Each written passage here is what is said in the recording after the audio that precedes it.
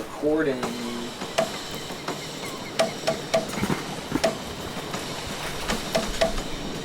This is the theme song. You should do a podcast where you do a live theme song every time. Jeez, that's very ambitious. I feel like a lot of things I feel like I'm like, as much YouTube as I embarrassingly watch, I'm just oftentimes just thinking about like, boy, I can't imagine how much effort that would take to do that. And it's like, a lot of times, like, you'll see videos where like, boy, they put a lot of effort into their overall production. Yeah. You know, and it's just like, this isn't a sponsored video. And just thinking about like, man, if I did all that work, I'd be kind of like,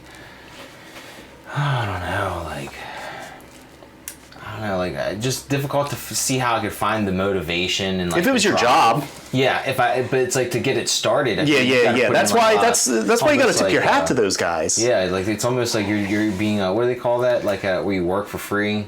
Like an intern. Yeah, like an intern thing where you're basically like, imagine how many hours it would take to like edit like I was thinking this morning about like with this sort of recording like doing these videos where it's like, well, certainly it'd be nice to have like multiple camera angles so you can sort of see the person's face and cut back and then have a wide shot where you see the space.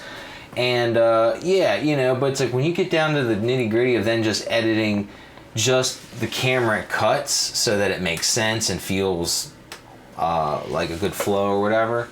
You know, you got a lot of time put into that, and then it's like for like what I'm doing with like these at this point, like it's kind of like, you know, if I've got like 9-10 episodes or something that are over an hour a piece, just the time to edit that adds, it's like hours there, yeah. You know?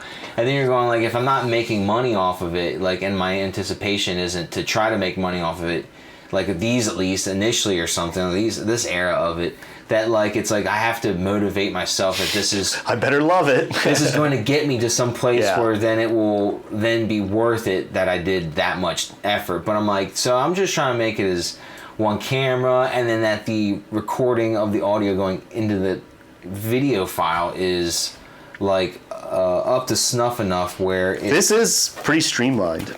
Like I just totally, oh man, it might be too loud. I don't know. You know what? I can just like turn it down.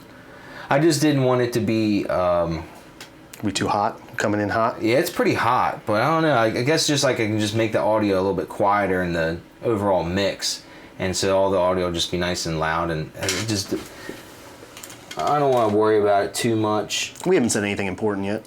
Well, it's like so I did one with Kevin in like his one in like a space that wasn't in my studio room, so then like it was just the variables of where I was plugged into and the stuff I used, and I had this noise in the audio like the whole thing, and I never heard it because I got everything set up and I was like, I know all this the numbers and how we have it set up usually that it worked, and I was like going with my intuition. I was just like, everything will be good. But then when I listened to it in playback, it just had this terrible just like sizzling interference sound. And so I did some filtering and stuff all in the video editing program, and it was just like, oh, I fixed it well enough. But like it seemed like I thought it was about having like lights plugged into the stuff that the mixers are going into, but I think it ended up being a little bit more of a cable issue, because one of the cables that I was using in that experience I needed in a project I was working on for recording, and I implemented it and was having noise, and I was like, holy shit, it's this cable. I think it's like it just has this like just like crackly intermittent, it would like cut and but then it was just like a humming noise where like I guess in some positions then it would drop out, but unfortunately like 95% of the audio was laden with this noise. So but I salvaged it, but it was just sort of like lesson learned was like use headphones and at least check to make sure there isn't any upfront issues. Yeah. Seems alright. Like it is pretty red, so it's compressing it, but fuck it. I don't know. I just make the quieter audio, and the fact that it's compressed is work out for people listening to on phones probably anyway. So yeah, I was like, what am I going to talk about? You know, we never did finish sort of like the song errors topic, and at this point, like so much time's passed on where it's like, or maybe we already talked about this in context beyond that, but yeah, I still think about it, but I'm just going like, I don't know, I could talk about some recording, and since you've gotten this space just newly set up, I figured you probably could chat about some philosophies or talk about you know, what you know motivated you or what you're kind of anticipating to do with the new setup? I was looking to make it a little more claustrophobic. Well, I see the On way purpose. That, you know, with a swivel chair, how you've got. I think it's nice when you can kind of like turn to get to the other thing and quickly activate monitor, you know, or. I feel like this is like the most optimal space of all of my rooms. Really, I like kind of being. I'm on the front part of the building because I have a window here, so no neighbors directly on this side of the wall where I would on that side. And then with the space that's going through walls, you got this is actually a pretty. So I'm away. But yeah. And then I'm away from because my next neighbors will be that direction, so I've got that much space. Because that's not a wall right up against a neighbor. There's still more condo that direction. So it's kind of like the most sort of middle front of my spot, so I have less people around me for whatever noise I'm making. I'm back here in this little like corner area. I didn't want the speakers up against the wall because you get a lot of like fake bass. Oh yeah. Oh man, I've watched a fair amount of content and read a lot of stuff, and coming back to those topics once again with like setting up the studio space now and then just like that's a real thing. Yeah, like phasing and all that. Like it kind of just eluded me in earlier days, but like now it just makes it just really simple. Yeah, it just like when they overlap it the wrong way, like you lose frequencies and its stuff just is gone, and you think like I gotta turn the bass up. Yep. Or just you hear just this warmth coming from a wall. Yeah, that's giving you this impression that it sounds so good and warm and stuff, and then you give the car check and you're like, the hell is going on? Yeah, like it sounds terrible. Yeah. What was I thinking on this? Yeah, like nothing works. So with the shape of the room, there wasn't really any place to be but sort of jettisoning out into the middle like this. Yeah. So you get the sort of ugly backside of a computer desk. But no, it's beautiful, man. Seeing the backside of a desk is great. I mean, if you're the actual person working that, like the rear access is like... Oh, yeah, just being able to get back there and get into all that stuff. Because I got this Mac and it's got all the stuff, directly on the back there. So it is nice to be able to get to that. It just might be slightly unsightly as you walk by. But yeah, that was sort of my idea, was I wanted to be kind of, since I don't really use analog drums, I use these digital drums. I wanted to be able to just play them whenever. I wanted to be inspired to play them because I don't play them enough. So I wanted to have them just kind of in my space more. And now I can literally just share a seat. Even I like the drum stool because it sits up a little higher than this one does, because I've got these kind of set up kind of high because I don't like to hit them real hard. I feel like the legs are a big deal too with the chair that you're sitting in, because like I feel like when you're working in your space and you're comfortable and the chair's holding you in that time, I fold my legs up and my feet get up in the chair, and depending on the kind of chair it is, like sometimes like a chair like that, man, I'll start crisscrossing my feet and tucking them in, and then like my feet get, just like I'm just swirling around. Yeah. But like I feel like a chair, like a throne, like a drum throne is nice because of the clearance around the bass and how kind of like for just like playing an instrument, like you're playing a guitar. Exactly. That's there's no arms or anything. Yeah, that's great for like recording stuff in this small space too. I just move the rolling chair under and just sit the drum stool here, and that gives me all the clearance I need. This I haven't even plugged in yet, so I don't know about its functionality in this space. This has MIDI on it, doesn't it? It does. It's got a bunch of. Use this as like a MIDI control. Could, yeah, and I got the other one, but this one's got these like nicer keys. Yeah, you get that action. Yeah. Plus the fill-in. The button that's not a button. That's sly. It's a pretty sly feature for them to incorporate. Yeah, I wish I had it plugged in. Never saw anything like that until you pointed that out to me. Yeah, a button you can like play with your leg while your hands are occupied. Yeah, it's like I wonder if it's like a capacitive touch kind of thing. It doesn't take much to not like it. It doesn't seem like is there a mechanical click to it? No. Yeah, like almost like it's just you putting your body to there, changes the grounding level or something. Yeah. It turns a switch on. I would have known that if I wanted to watch a YouTube video on it. Just my own weird thing that I do whenever I get a new thing, especially something that goes in this room, I'll YouTube it to oblivion. Oh, dang! I just realized I'm like I didn't bring your bass and your amp. I should have brought that. I don't know. I'm not really readily using them, so I feel like Did now you it's at a test? point where Did I'm you like, use the bass to test yeah, it? Yeah. And it was still making noise? I've the results are in.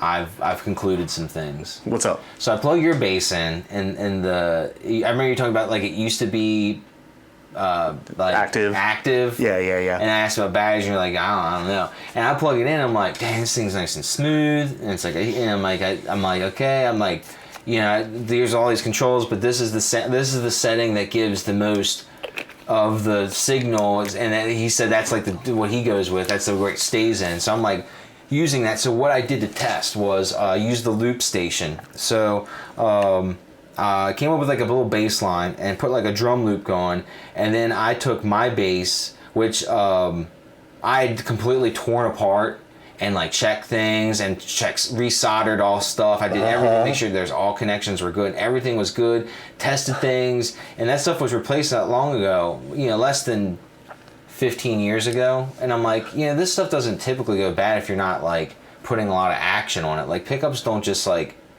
unsolder themselves or go stale or something. Yeah. So like so I was like, I don't know what's going on here, if I'm just like being super focused on it and hearing the noise that may have always been there. But what I did to compare it was with the same signal flow chain to capture into the loop station, I recorded my P bass, Squier P bass, and then did the Jaguar bass, same bass line, and then with all the same levels, and then just listen to that loop essentially from one to the other. And I noticed that I was like, okay, well his is doesn't have any noise. There's no sizzle. There's no any kind of hums or noise. But the signal's quieter than what's coming out of those.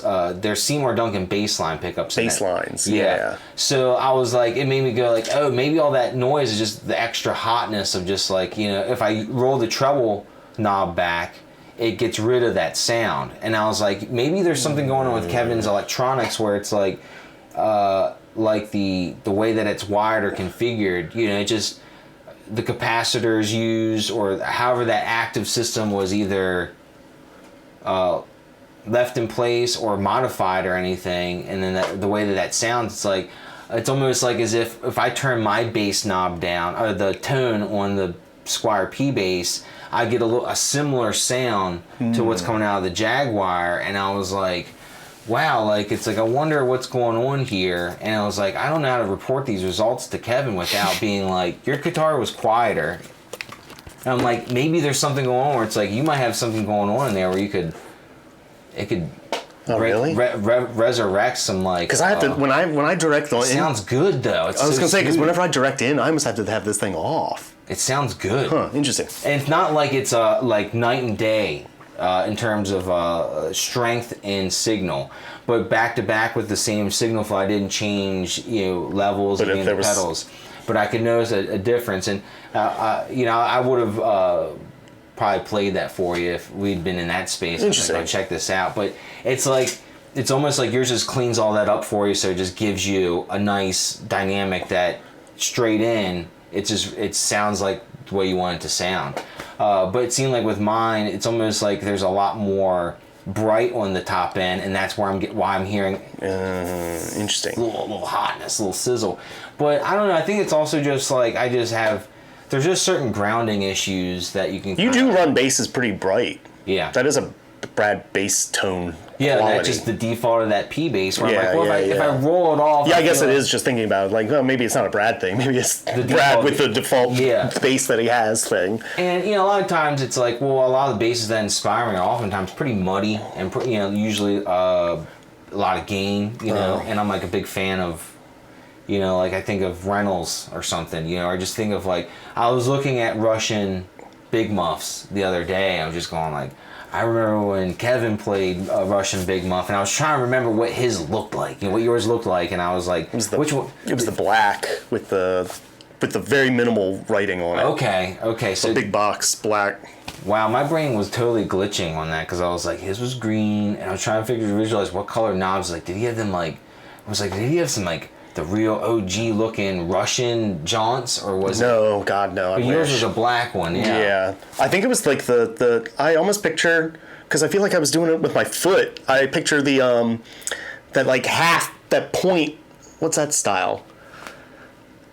It's almost like an oven. Oh yeah, like a. It's got like a bird talon. Yeah, Almost I like know exactly, that. yeah, I almost yeah. picture that because There's in a my name head. for it that I've, Yeah, there's probably like a used. real nickname for that that escapes Like, me. I feel like I don't know why I say rooster, but I don't Yeah, know. something like that. Chicken But yeah, calf. if you called it that, that would be what I would go with, because Yeah. it was like, I feel like it was that because it was good for your foot. Like I remember like just like you moving that on the fly, using my foot. I wish I still had that. I was interested in just sort of like, I was just kind of watching a couple videos to recall, because I'm like, dang, I can just get on YouTube and just watch people who've done videos, I'm sure plenty of examples of a bass being played through the Russian Big Muff, and then just to sort of compare, I'm like, yeah, that's the sound, you know, get familiar with it.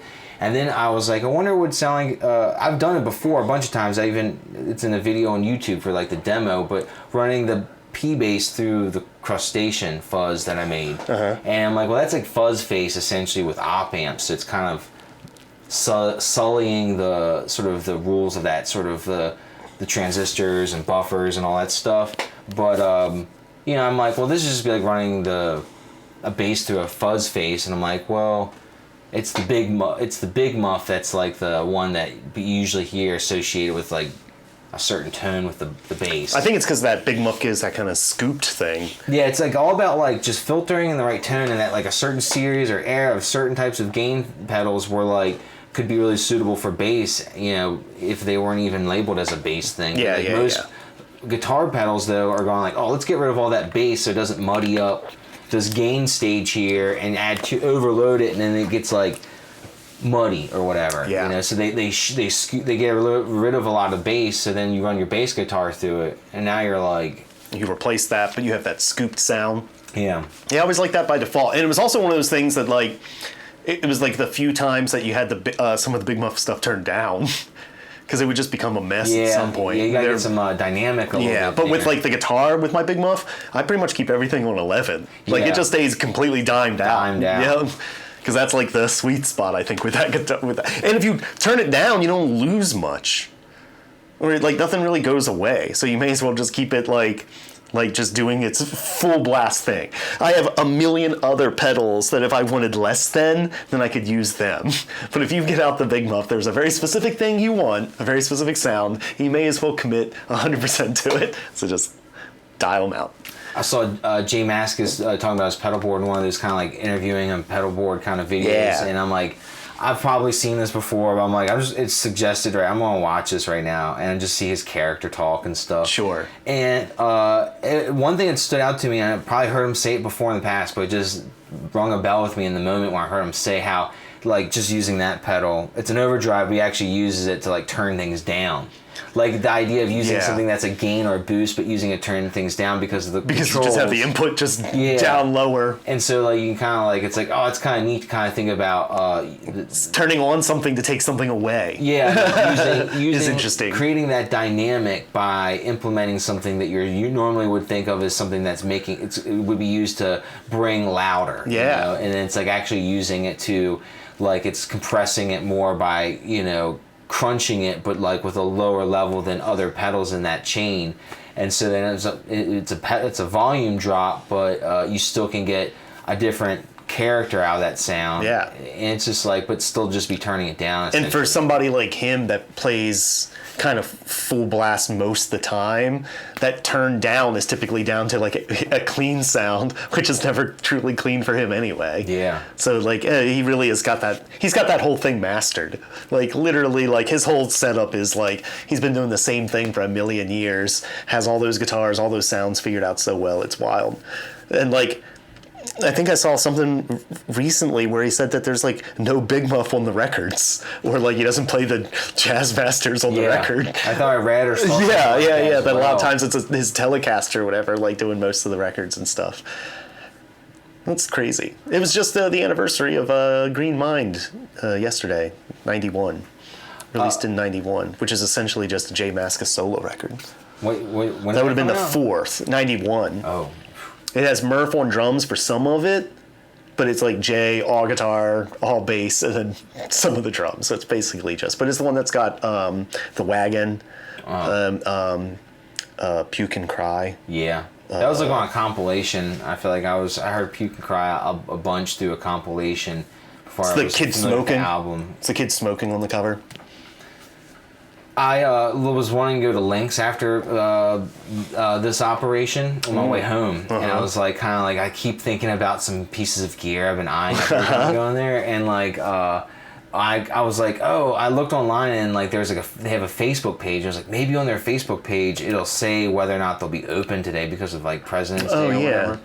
And maybe they have a sale. it didn't. Yeah, and that's what I was thinking. And I was didn't find anything on their page, but like within so many months ago, they had a post of like, oh, we got the J Mascis like Ram's Head Big Muff. Yeah. And it was like, you know, the little nano box series or whatever, just the smaller form. Yeah. And I was like, oh, that's cool. That's kind of cool that they're like, you know, hey, this particular pedal, like, and we're bringing up J Mascis, and I was like, you know, it's like, seems like kind of like an older, like in the operations, it's not like it's just a whole bunch of like, it seems like it's older people sort of in charge there, right? But seeing something like that makes me feel like, oh, there's some young minds. But now that I'm saying this all out loud, it's like, why would any of that even make me think about youth? Because I mean, if you like J Mascis and like, that could be dating you in a way where like, maybe if you're familiar enough with that era, you're probably of a certain age. Yeah, like if you'd be like, oh, they've got his pedal and I know who that name is, you might probably be from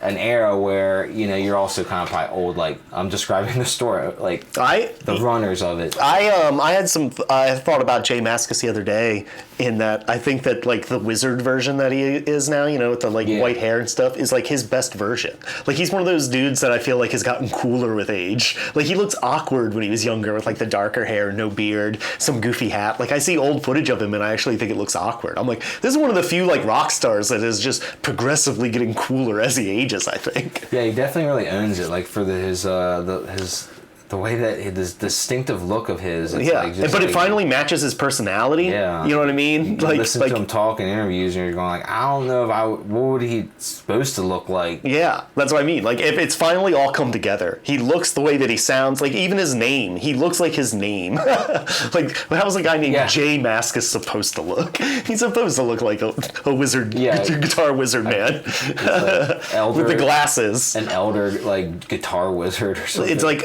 it's funny to me that the great irony of him is that like he's got those real thick frame glasses. Like you would think that his hearing would be the first thing to go. Like it wouldn't have been his sight. When he has like, you see a J Mascis set list and it's like 3 8.5 by 11 sheets of paper, just because the text has to be so big. Oh dang, yeah.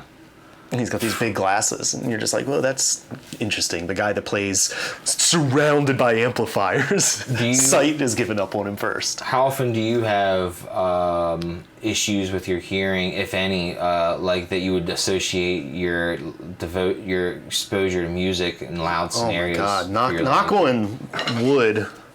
You ever get like bouts of just the ringing? Every so often. Yeah. But it's fairly rare. I feel like I've done a pretty good job at protecting it. I did at one point in my life, earlier than I feel like I wanted to, start doing the earplugs at concerts. Guy. At some point, you stop being too cool for that. It's big enough where you still get the energy. I actually think you can hear better if you go to a really loud show. Yeah. Like there's something that it filled. Yeah, the noise of if you actually want to hear what's happening on stage, and at some point, especially the louder shows, you don't even realize it's like that. It's, you adapt. Yeah, you adapt to it, and you're just having a good time, and you won't have any pain later. Yeah, I mean, if you have a good sound system, you're getting frequencies that are pretty.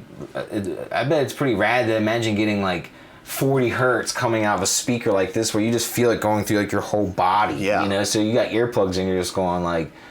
You're probably able to, your brain's going like, hey, thank you for filtering a lot of extra stuff out right now. Now I can actually I see the drums, I hear all the drums, I Yeah, see guitar. I can tell hear what all- song this is. Yeah. Where sometimes you had to wait for something because it was just a wall of sound hitting you, and then the singer says the first line, you're like, oh, okay, cool, yeah, I'm on board. Now you can, I don't know, I recommend it. I recommend jumping on board with that now, no matter what age. Just wear them. Who cares? There's so many people at shows wearing them now. Like it doesn't seem, I don't know. I feel like I keep saying now is because I came through at a time where like people like thought that was uncool.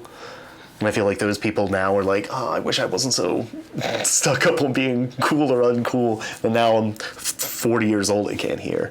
I feel like too, like when I was playing drums with you and Ryan and stuff, and in the other bands, but I just definitely remember like in the Plastics where, just really exploring strength of hitting and just guitars, distortion, just so loud. Should've. That was the last time I think I didn't. And I was like, man, I think it was hard for me because it wasn't even about like the way it would have looked, but it was almost like if I block up my ears, it's almost like harder just for me to hear. Like I try and it would like seem like a handicap. Yeah. It was almost like I needed the sensitivity or something to know how to interact with like controlling dynamics of like how to move the hi-hat. And there's probably some truth to that. But I think definitely if I was playing in a band scenario, that it would be unwise of me not to protect my ears to that exposure because it's like, especially if you're practicing. Yeah, what's the point? Yeah, like let's not destroy our ears for literally nothing. Well, I mean, you're practicing, but it's almost like it's like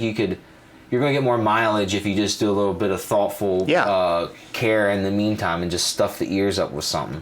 Yeah, the Plastics were the last time. And that was probably because I probably learned a lesson. It was probably a couple of nights of like headaches and high-pitched things. And like 45 minutes of like your head next to like a hi-hat and just like... Or like there's guitar. But I'm also the guy that does record with like one headphone on and one headphone off because there is like something that I need to still be able to hear. Even if I'm recording electric guitar, sometimes like I'll even still just have this headphone half off to hear nothing if I'm plugged directly in, like just to hear like acousticy strings clicking. There's just something like I just need to, but I don't know. I can't fully commit to blocking my sound off. I just watched my hearing off. A video on like talking about headphones and the headphones I felt like that were being suggested or recommended. I'm like, oh my god, I have the same pair AKGs. I think it's like K, something like 240 or something, right? But what they point out, which kind of like maybe I was already aware of it, but it just sort of was a refresher. But it was just like it stood out to me that the benefit of those particular units are that they are like open backed or something, so you actually get the sound from the headphones, but you can also hear the room sound as well, which is really helpful for vocals because when you have a completely sterile sound, it can almost like it was said that like. You'll get in your own head with that. Yeah, like almost like a complete dead sound, and only hearing what's coming out of the headphones, it can mess with your head. You hearing your own voice isolated. Yeah. So the ability to hear yourself in that room, but also still hear the mix, and to be able to hear your own voice in your head. Things. They're not great on low end, but they're not, and they're not like, oh, this is what you mix in. They're the best, but it's almost like they broke in pretty easy. And when I got them at first, I was like, these don't sound like my other ones, but I got used to it, and I use those regularly, and they it's weird. Like I'll be wearing them, and I feel like I'm hearing it. I'm immersed in the sound I'm hearing, but I can hear clear as day. Yeah. The crap the kids are doing in the other room. Yeah. And it's kind of like weird. I'm going like, wow, like. Can they hear me Can they hear what's coming out of my headphones that clearly? Because it's so weird how loud I can hear them. Almost like as if it's amplifying the room some hi-fi shit, but they're like $60. They're like pretty affordable too. Those see that little pill case looking thing? Yeah. Those are my stupid expensive earbuds. What are they, like Sony's? Yeah, they're Sony's, but they've got the ambient sound feature, which mics. They're kind of like big when you put them in the ear. They kind of have like a. Because I've seen some of these jaunts where you put them in, they look like you'd be worried they were gonna fall out. Yeah, these things. Randy got me a pair of those for Christmas. These things. I had a hard time with them. So I was not successful with them. The only reason I don't wear these more, and it bums me out because I spend too much money on them, is for as long as I go out and need headphones is longer than their battery life.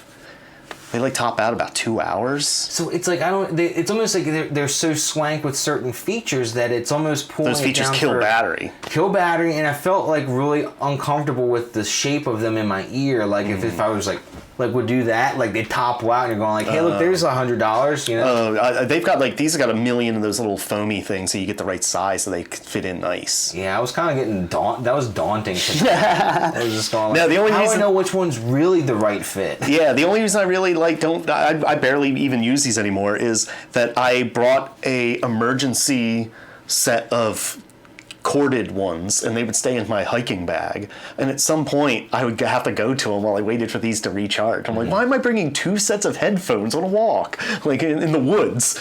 Like, so I just like started leaving these behind and got a really nice set of corded ones that I needed a stupid adapter because to plug into the thing because it doesn't have a headphone jack on my iPhone. But they're really nice. I think the wirelessness of those types of units would be it's a very useful tool, and I oftentimes kind of wish that those AKG headphones that I'm using were just fucking wireless. Yeah. But then I'm like then it's just like extra stuff going on. I'm just like I really like how these are just like plug and play. They just work, and if they go bad, you can replace the cord. That's nice that the cord's detachable. So like it just seems like it's going to have some life there I can get out of them, and certainly I feel like I've gotten my money's worth out of them. But sometimes you just step on a freaking cord and you yank the headphones, and you're just like, well, that kills. Or the ones that are in your bit. ear, yanking those. It's like that's a different hurt. It's either going to be stress on the plug coming out of a device you're plugged into or whatever, or stress in the way it comes off of you. It's startling. It's like getting shocked or something. You know, it's just immediately puts you in like you're like pissed off about it. Yeah. So these have that ambient though. They have 3 like modes, and they have like the total noise cancel. Yeah. Which kills a lot of battery. And then like a regular, just whatever. And then the ambient, which has the little mics, and it just pipes in the outside. Yeah. It sounds incredible. Those sound incredible for that. Like literally, like you would just be in the middle of the woods hiking, and you would just have like the soundtrack of your life, like it was a movie, but you would still hear birds and leaves and stuff. It just was like it was inside your head. It was wonderful. They're great for that. And I lose that feature in the corded ones. I don't have any of the bonus stuff. They literally are just headphones. And so I do miss that, and if I'm going for shorter distances, I'll take these. They're also cool because you can control your music. Yeah, I remember when I was like kind of like trying to figure them out too. It got frustrating because I was like, "What's going on?" Like I feel like an old person. Like buttons are going, it's changing now. I'm like, "What?" Because sometimes I don't want to get out my phone. What's the button? That's a button. Yeah, I didn't want to get out the phone and have to skip songs or whatever. So sometimes it was nice where I could just go beep, beep, beep while I was out. I'm sort of a Luddite, I feel like, with a lot of stuff where like I don't know, like I'm open-minded and I'm just like willing, I'm just like whatever works. Like I've had like various wireless things where I've like ended up going back to the corded things because I was like, I just like had years of experience with the wireless to just like accumulate like a Dremel. Have you ever heard a wireless versus a wired Dremel? Don't do it. Always get the plug in. Yeah, for me I would be like, oh yeah, the battery operated version of that's going to be like when you go to use it, it's going to probably be half dead. And even if you have a full charge, it doesn't have like the torque capability with that like lesser. Yeah, you need some AC power. Yeah. You'll still get pinch where it just cuts it off. Where with the corded one, it'll just hammer through.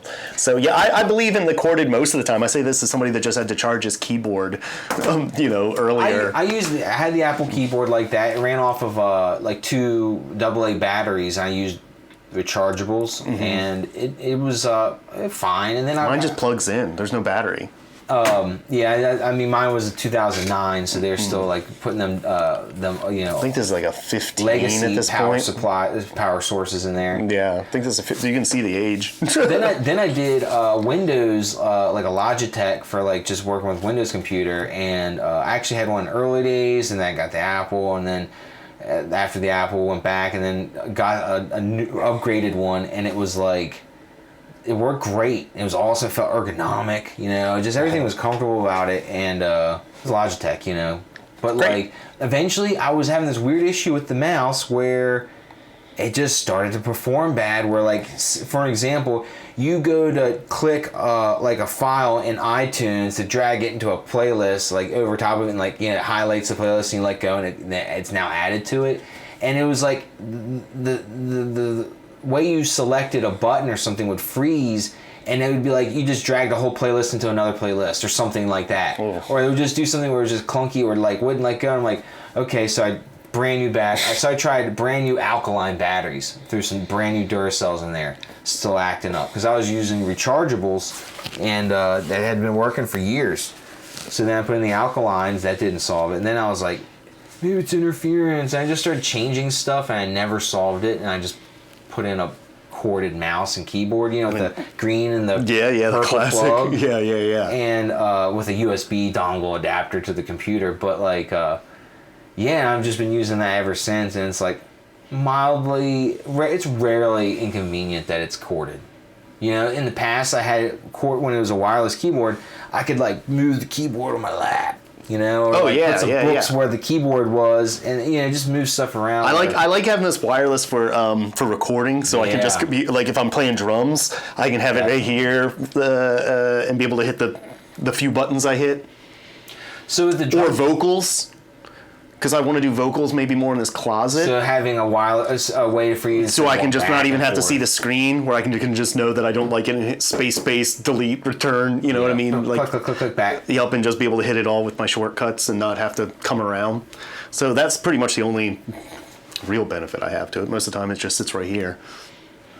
So with your drum kit setup, yesterday I was recording where I set my drums in different spaces of the house. Okay. So I set up, I've recorded in the room, the studio space already, and I've got a kick and a snare sound from that. I haven't done a full kit like hi-hat, percussion, etc. Mm-hmm. I have recorded plenty of that, and I could probably just go and sample isolated version of any of those things, but I've only really like organized a kick and a snare so far from that room.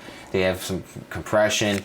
And when I use those to build a beat in like in Ableton as like a skeleton or whatever, it's kind of cool because then the kit sounds like what my room sounds like if I just recorded it as like a rough track or whatever. Yeah. So anyway, so I was like, I want to experiment with the spaces in this my home, where if I set the drums up in these different spaces, what kind of like room reverb could I capture, or what kind of just tone changes would there be?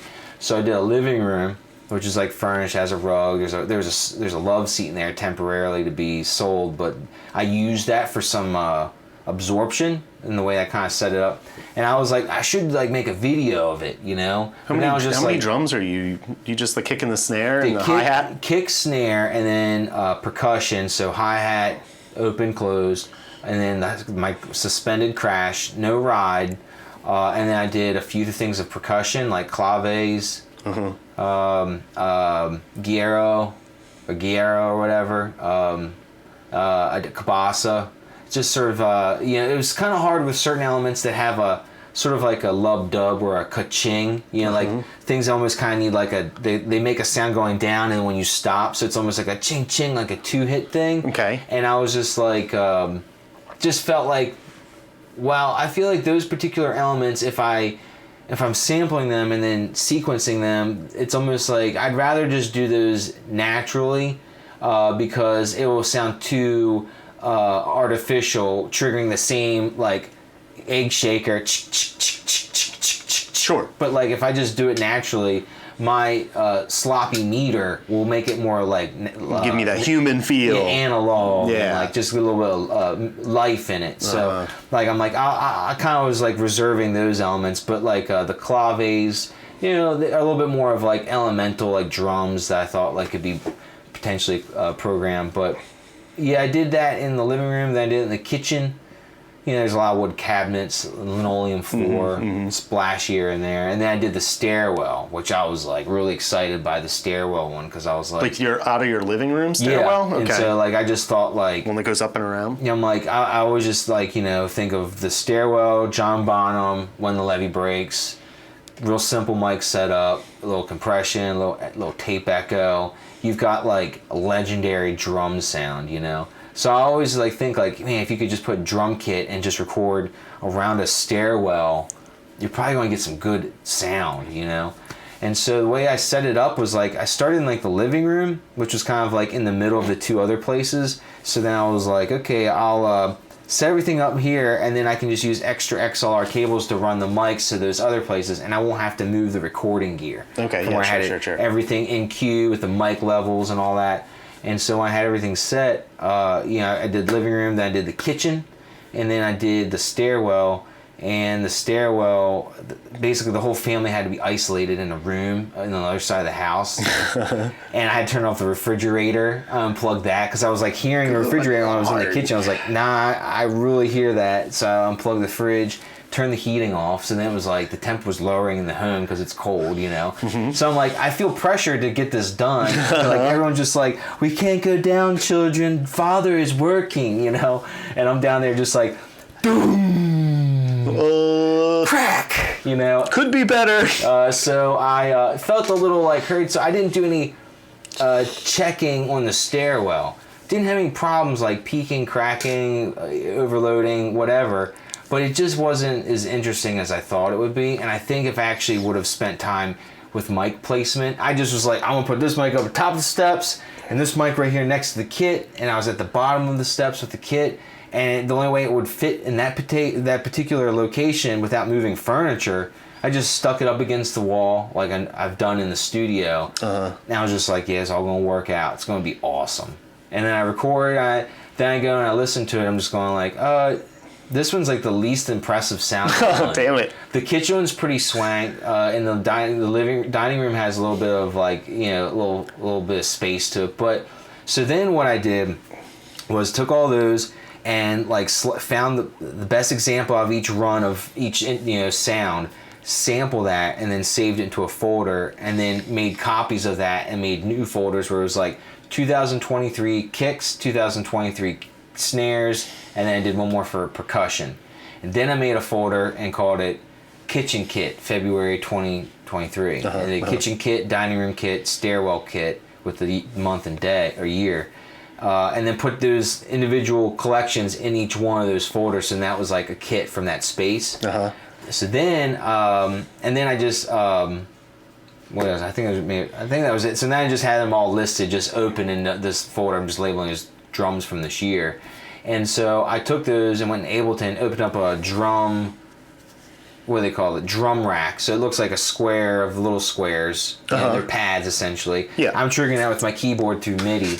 And I just load up the kicks, the snares from all the kits, everything I have right now that I've collected in 2023 of recording my drum kit, and just played them and just was listening to the differences and being like, without knowing exactly which sound came from where, just hearing them being like, I like this one more than this one, and kind of feeling it out and just realizing that like I just thought I was gonna make like all these awesome drum sounds.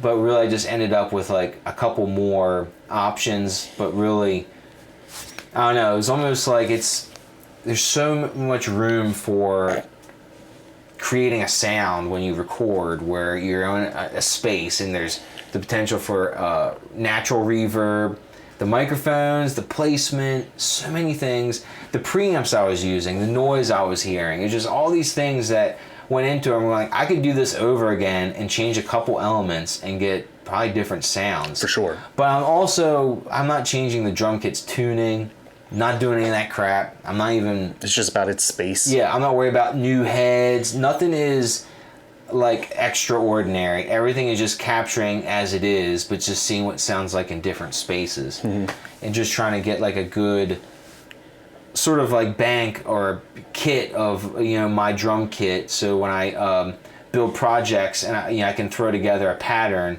really quickly, just, you know, sequencing it and using Ableton, just loop it and just kind of make like a real deluxe version of like the metronome, you know, instead of just having the metronome of the track. And It's a metronome made of your own drum sounds. And what I think will happen is just like things that don't get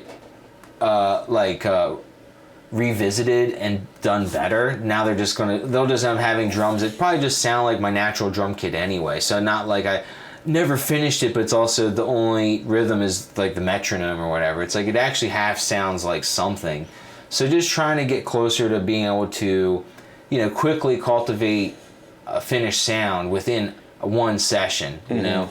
And that's like been like I've been doing a lot of that kind of work lately with all this illness that's been going through and just being kind of down low. So a lot of gifts for me in the future by setting up things to be the most efficient, quick, streamlined, ready to. So when inspiration strikes, you can just hit. So I don't get any of these. I get the same sound. So no matter what. Can you load? I went on that huge ramble because I felt like it was an affiliation with where I was going, but I was actually just going to ask you, can you load samples on that kit? Like, can you be like, I want this time to be this time I recorded in 2007? Yeah, in Logic has like a drum kit builder, and you could dump all of that, any of your sounds into that, and just use it as the MIDI controller. Yep, and use it as a controller. It has its own brain, and it has its own X amount of sounds, and I don't like any of them. Yeah. I typically always plug the MIDI into here and use it through there. Even the garage, I was just using GarageBand earlier. That was just the default GarageBand electronic drum sounds.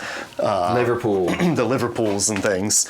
You can expand this. I'd like to expand it. You can get another one of these. So you can have two toms. Which I probably wouldn't use that. I'd probably actually use one as another kick trigger up here, because I cheat sometimes. Just to get your kick with a drumstick. Yeah. Yep. So I did some of that as well. So if you're doing if you're doing speed metal and I don't have double kick here, I can just do a whole channel of double kick where I just play it with sticks. How weird have you loaded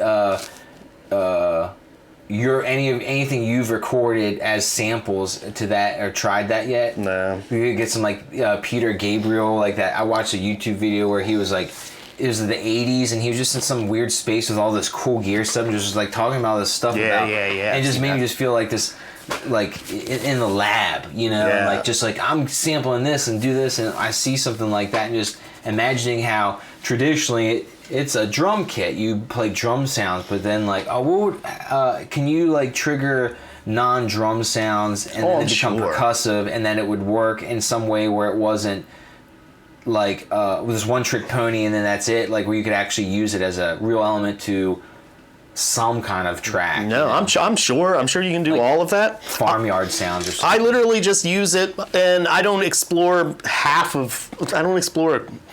What if you had instrument stabs on there, like chords, like a guitar going crank, crank, just crank. have a couple different things and just play them like that? Phil was playing like a riff, like I mean, that sounds pretty cool. That it's dude, saying that kind of stuff. I'm so excited about recording, but I feel like more often than not, I'm sitting half depressed that I just can't figure out what I should be doing or whatever. Where it's this overwhelming. Yeah, I get the wheels just spinning, nothing's happening. I think being sick also messes up the head too. Or when I had the bug for a week, it was almost like the whole bottom dropped out of drive for any projects, and that's when I was doing all that technical stuff, rerouting wires, changing some things, experimenting with getting the right level so things would be ready to go. But it's sometimes I what I like get the inspiration, but I'm not going to use it when I get it, and then when I want to do some shit, I'm trying to get inspired. It's I could do all kinds of things. I'm I don't even know where to go sometimes, What I like about these, and why I really, even if I had a space that would allow for real drums, even though I hate not calling these real drums. Acoustic. Yeah, acoustic drums over the electric drums, is because this is the instrument that I'm least practiced on. It's the one that I make the most mistakes or I'm the least happy with, typically. Guitar stuff, I can hammer that out. Sometimes I surprise myself with guitar stuff. Sometimes I just do something and just stumble on the things I like. That never happens on the drums. I never stumble into something that I'm that was really good. Yeah. No, if I stumble, that means I've ruined the take. right? So Do you ever just do jams for just no other reason, just to play on it? Do you ever just do like? Yeah, I try to do that in the jams? mornings. I try to just like play in the mornings, Timing practice. just to get timing practice, or just to get like stamina. If you don't play for a while, it just the sticks get real heavy real fast. Especially with like a kit like this where it's got these little like 8-inch heads. Especially on the snare, having an 8-inch head, you really have to sort of watch. Where like I like to play drums where I kind of zone out, kind of more of a feel. Yeah. And when you start zoning out on electronic drums, you hit a lot of plastic. You hit a lot of plastic. But what I really like about these for recording purposes and stuff is the ability to tweak them. The ability to notes that you can. They're notes on a computer that I can look at a graph and go like, yeah, I knew that when I hit that snare, I dragged it, and there's like 2 more snare hits that I didn't want. I can now right-click, delete, and be the perfectionist that I am when it comes to stuff like that. Add an instrument that I'm not good at, not that good at. And when I practice at it, I feel confident that I can at least do enough to record. But sometimes the song is a little more ambitious than my drumming abilities, and I don't like to. There's a million artificial drummers and plugins and things you can use, and I love using those as well.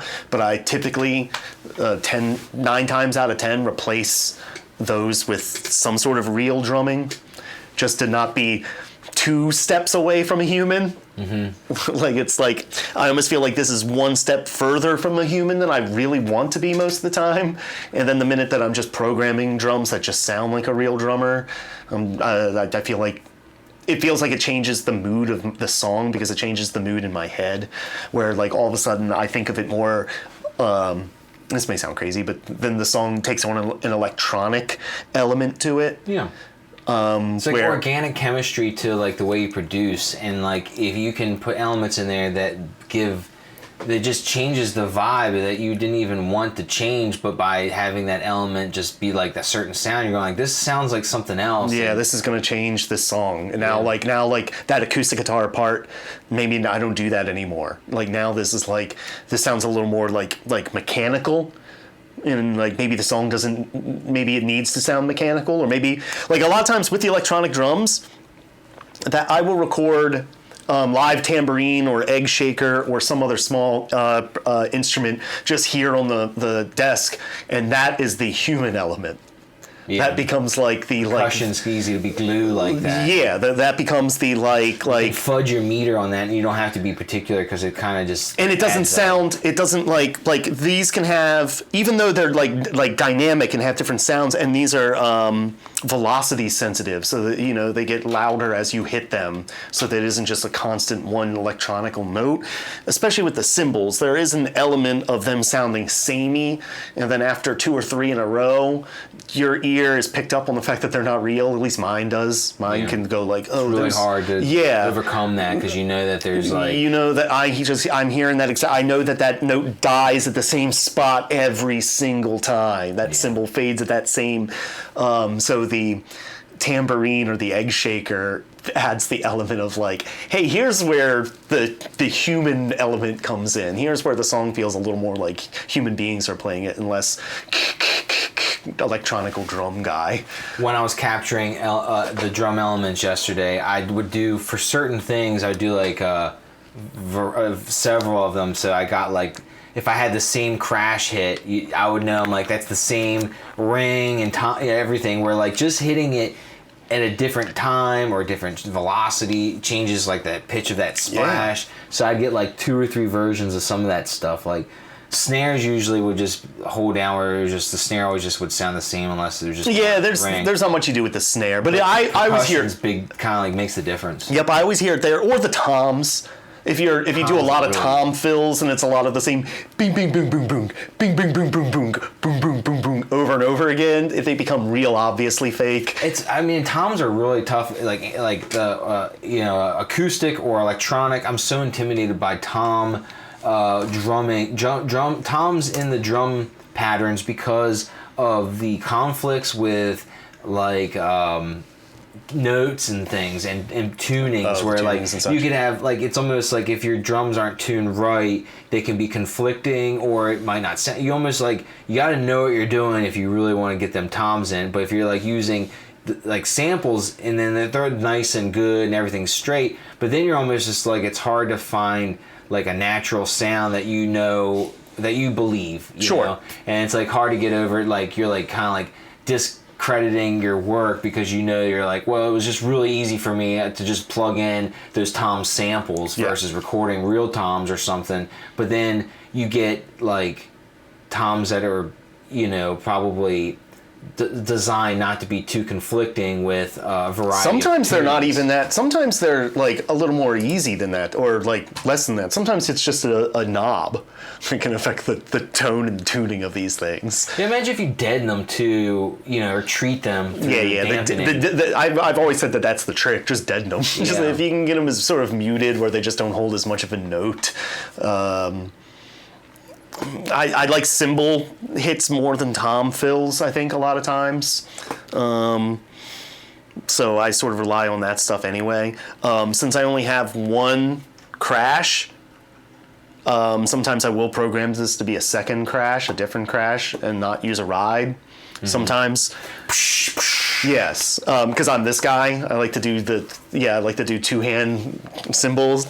So I do that sometimes. Crash ride, because I don't play the toms all that much. So sometimes, like I said, having that extra tom, that expansion pack on this thing, would give me another cymbal, so I could have, you know, one here, and then an extra tom that I could then use for whatever, or like I said, two toms, because they always have a program for a lower tom on these things. They always know that. I watched a video with Eric Valentine talking about recording as a kind of questions and answers kind of stuff, where he's just answering stuff that's come his way. And he talked about he did a lot of familiar '90s stuff, like Third Eye Blind album, where their big album, Smash Mouth, but also Queens of the Stone Age, Songs for the Deaf. And so he was talking about that, and he's also talking. There was a Third Eye Blind one too, where he's talking about the guitar techniques, but then also guitar techniques with Queens of the Stone Age recordings, drums as well, and talking about like the one drummer that was there, and then Grohl was just kind of going to do a couple songs, and then he comes in and just kind of does what he does, and then the other guy comes in, and he's all like, "Is this good?" And, you know, like kind of like not as confident, because it's like Dave came in there and just kind of like everyone just like, yeah, oh yeah, like all like these are, you know, this and that, and then he comes in, he's just like not sure of himself up against that, and it was like they end up, I think I think they just did Dave Grohl on all of those, but like, so there's drum stuff talk, but I just remember the guitar stuff, and I think it was the Third Eye Blind album, but like it's kind of got me like, I want to do something like that, but having multiple guitar amps, Oh yeah. you know, splitting your signal and having multiple amps and just doing all kinds of just crazy shit with that. Like, as many amps as you can get it to split up one, and then you can have effects and just experiment with that. Oh, yeah. Location, the rooms, or just all of them together, and then just how that works, you know, the way they can phase with each other and all that. So I was like, oh man, and like Use that little mini amp. My little Yeah. Fender mini amp. yeah, I mean, you could just like take and with reamping. I love reamping. Like you could just capture something and just be like, have it just sound clean, have it be the take you like, and then you just reamp it and just like experiment and not have to stress about like, oh, well, this take would have been better if I didn't push the effect too far halfway through twiddling knobs, and you know, now it's stuck that way. Yeah. But with reamping, you can kind of like, You can fix all that stuff. Yeah. Yeah. I've been finding some. It's a wonderful world, having the ability to fix things, but then you'll also really get stuck in those ruts where you become a bizarre perfectionist, where things don't get released because they're not up to your par yet. Where using some of those recorders and stuff I have over there, like, I kind of liked having the limitations. I'm the type of person that kind of needs those limitations. Sometimes I will just get lost here, correcting those drums, or going like, you know what, that should have been that other cymbal, and then I'll just go in there and find that cymbal and just replace, and, find the right one, and then play it, hear the song a million times, not even hear what's going on inside of it anymore.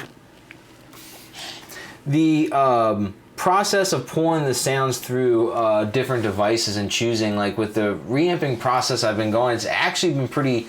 It's fun because there are a lot of limitations to, like, you're going like, okay, well, I can run this through. I've kind of set it up where I'm using the inserts on the mixer, so I'm routing a sound out of the computer into the mixer. I use the insert to patch it in and out of something, right? And like an effects loop. And so I'm like, the way I've rigged it up with a cable, just basically, the in and out, and so I'm hooking up to effects pedals. And so it's like, well, I kind of want some overdrive. I'm like, well, I've only got so many pedals that are going to give me that. I'm like, well, that's too aggressive, and that's got no tone control, but that one's got, let me try that, and that might be my secret sauce. And then it's like exciting because you're going like, what if this is like the next like thing that really works well, and like I go for it for a while, and you're like, oh, this sucks. But then you try a different one, you're going like, okay, well, this other pedal I have works good for what I wanted. And it's like meat and potatoes, keep moving. And now I'm like, okay, oh yeah, I'll use that pedal for that to overdrive, instead of like, dude, I feel like one thing I just never get satisfied with is like gain on the computer, like distortion. Just I always just feel like, you mean like these like fake pedals? And I believe the quality exists. It's there, but like I only have a handful. I usually am dealing with like stock plugins, and I go into stuff and I'll just be like, I'd rather get my sound from these other pedals where I'm like, I might get noise from the room and all these things where I'm like, there's just something about the cleanliness of gain staging in the computer, in the box, so to speak. And it's like with building pedals, it was like I really like realized like, okay, you can use like just like peanut butter, meat and potato, just basic electronic parts for like analog circuits, and just get so much variance and character from all different kinds of configurations. But like when it comes down to it, there's a lot of ways that you can make your signal louder and bigger. Transistors, op amps, tubes. But transistor and op amps are, I liked it. I was dealing with that, and it was like there's so much like fun to shape making your sound bigger through like gain stages, dirt boxes, overdrives, distortions, fuzzes, and all the different flavors. And that whenever I was like on the computer and had access to like things that emulated either pedals and this and that, I always struggled to accept it. But I believe it is actually, they got it all figured out, and that there's plenty of really good ones out there.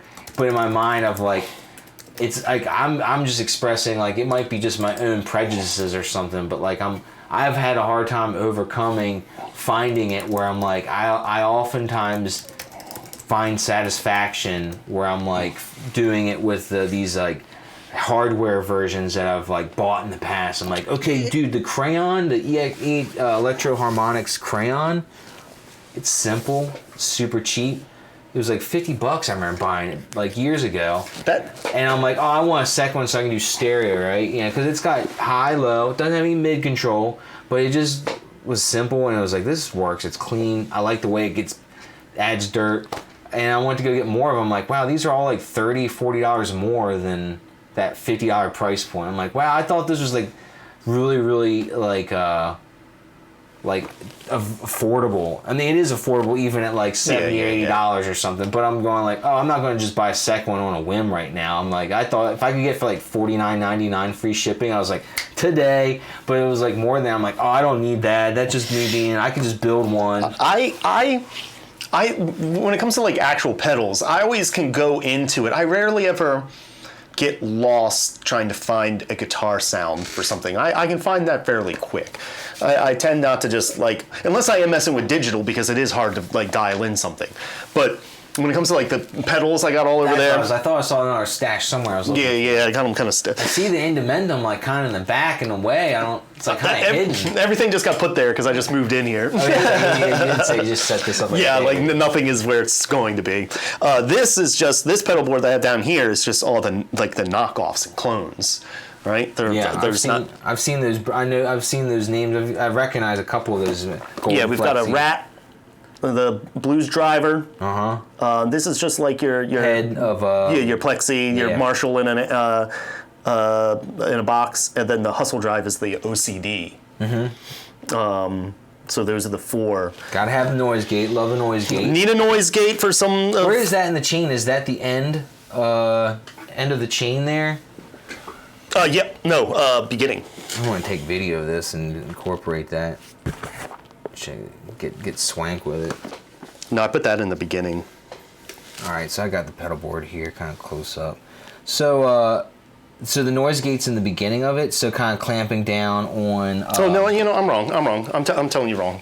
It's at the very end. That's right. Because see, I typically only when the compressor is on, I only use the compressor. I typically don't use the compressor with anything other than clean guitar. Right? So it's basically just there at the beginning just so I can have it just the first thing. But it's rarely ever on when any of this other stuff is on. And so you have okay. Yeah, so the noise gate then at the end is It's just at the end to clean up whatever mess I have here. The phaser, I do the Smashing Pumpkins phaser before distortion to distort the phaser sound. I think it's a more interesting sound. I think that's opposite of typical. And you got your sweep there. Yep, and it's typically kind of a lower because I don't. I just need it for motion. I needed to create a little bit of motion with that.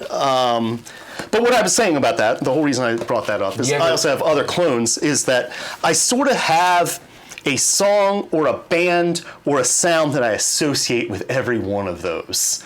So like when I am writing the song or something like that, if I just have an acoustic guitar and I'm working on something and in my head I just go like, oh, this is going to sound like fill in the blank, I already know what this distortion pedal. Like I already can 9 times out of 10 I'm right for that song, right? So I rarely ever just like, it's rare that I'm ever working on a song and just stomping on these different pedals and playing and hearing it. That's rare. Most of the time, if it isn't one of these and it is one of the other ones over there, I will only plug in that one. I won't even bring another pedal and like plug 2 in, and even I'll just be confident that like, yeah, this is I think this is going to be a big, faster, swingy, more like arena rock, cleaned up, big chorus song. So I'm going to like probably just go with the DS1 types of thing. And then maybe for the verses, if I want it clean with just a little, it'll be the OCD, which is like my like kind of like, you can even see it. It's definitely the lowest on there.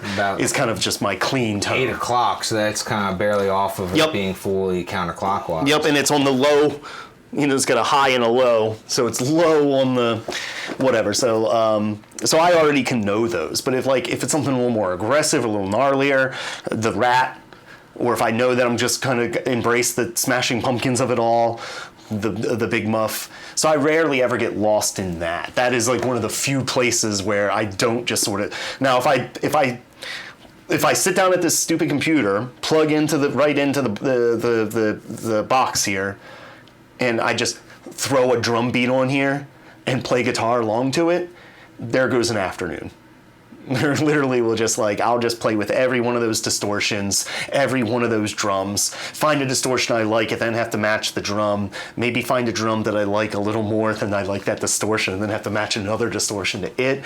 And then next thing I know, it's 2-3 o'clock in the afternoon and I've recorded nothing. Yeah, it can be like a slippery slope of adjustments. Yeah, so if I really want to get something done, my homework has to be sort of what the purpose of the song is and what I kind of want it to sound like.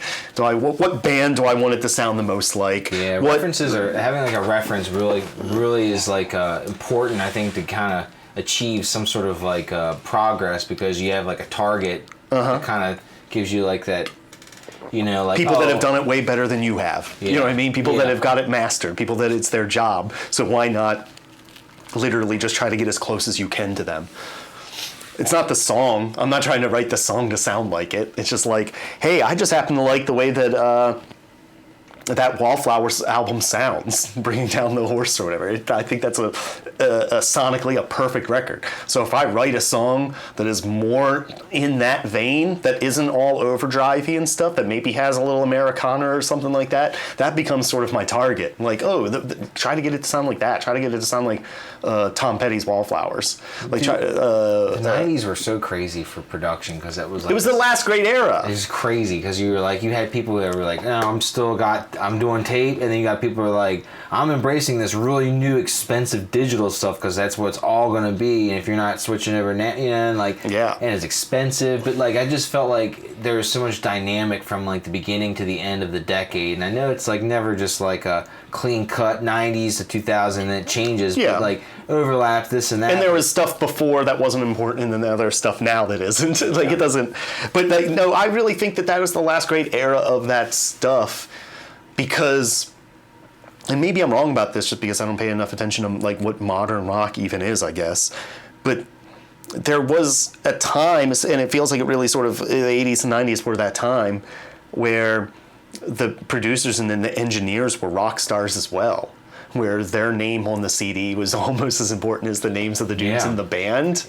And it wasn't just because of what they did or who they were or whatever. It also had something to do with just like their studios or whatever, or their clientele. Like, you just know, like, oh, I've seen that guy's name on X record, and I love all those records. So I know that this guy only works with guys like that. It comes with so much different stuff, not even just the sound itself. Where nowadays it feels less like that. Hip hop still does it. Hip hop, the producer is still working with 1A, a beat from this person. Yeah, it was still 1A. And at rock music, I don't know if it ever reached that. Maybe it probably got close. It maybe have gotten close at some point. Well, I think like the industry would like, if you're trying to be in the industry and you have work in that industry, like, and you have good work, and then people word of mouth, and they're like, I want our sound to be like the sound that you got on that sound, and then all of a sudden you got a reputation, and all of a sudden you just start getting work, and it just seemed like they're, like you said, they're almost like the rock stars, another level of the rock star, where they are then expected to bring that magic to as many people who can afford it at that time and place when they're striking hot. But it's like it's like this curve, and then it's like eventually they like it just changes where they're kind of like out of fashion almost, and it's like the music industry's different, and it's like collapsed and it changed its like whole program, and it's like the whole revolution with home recording and digital technology making it just easier than ever. It just seems like now, like, there's tons of people who are making a living doing that, who are probably associating with big names, but yet are probably struggling to really, I mean, there's a hypothesis, maybe not getting, harder to get that clout, maybe because of almost like it's hard to be like such a standout rock and roll, new rock and roll character, because there's already been so many before you that have done it. Now you just be sounding like this person. Mm-hmm. They'd be like drawing comparisons once upon a time in the Wild West of it, when it was all fresh and new. You were just the one wading out into those waters. Yeah, you could be a pioneer, and your sound would be that sound now. And now people, that sounds like blah, blah, blah. And it's almost like with producing, it's like kind of weird where it's, in those eras when like things was like information was difficult to get, if you couldn't find out through your own resources, you're not going to find out. If you weren't in that system, chances are you're not going to know. You're not going to get in that system. But nowadays it's almost like, well, people are making money off of being able to allow anybody to pursue their dreams through these kinds of technologies and stuff. It's great. Yeah, I feel like I'm a product of that, where it's like, because of the affordability of this stuff being through technology that's come down in price in my lifetime, I can, buy here, buy there, and like, and size, price and size. Yeah, the ability to like literally sit here in this little corner and not get up from this chair and record a song that sounds better than you would have paid.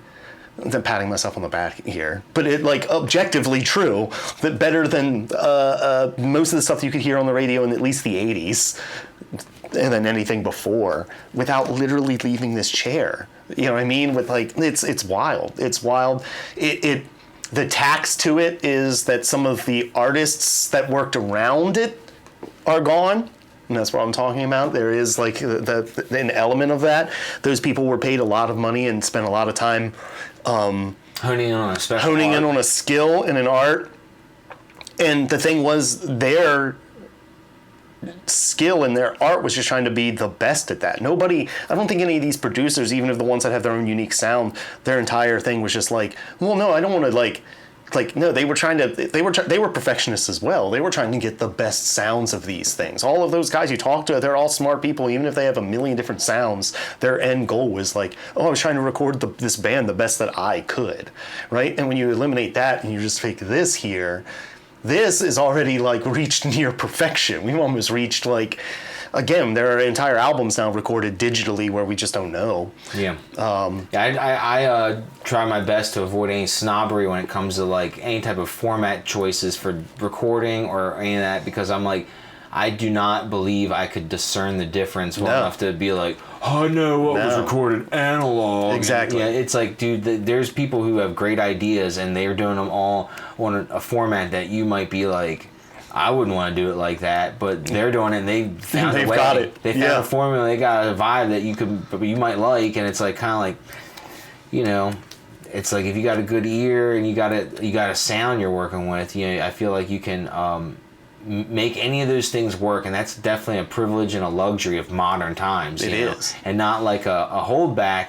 Kind of makes me think about a discussion I had with Mike on the one. I guess it would be like the last episode or whatever, but like the idea of like, oh, I really love lo-fi, right? And like, well, if you try to like record music and try to make it lo-fi, and that like it's kind of like the idea of just like some philosophy stuff, just like how like you don't even understand, like not questioning whether or not like by doing that consciously, it's like a different thing then, you know? Because like lo-fi and like in its origins was the byproduct of just the technology and resources, where now it's like been, you know, studied and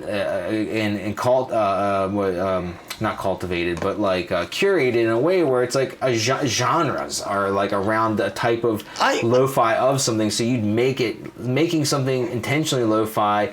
It's weird because it's almost like a feedback loop or something. And then it's like then the authenticity of what made lo-fi so rad in its origins by doing it intentionally.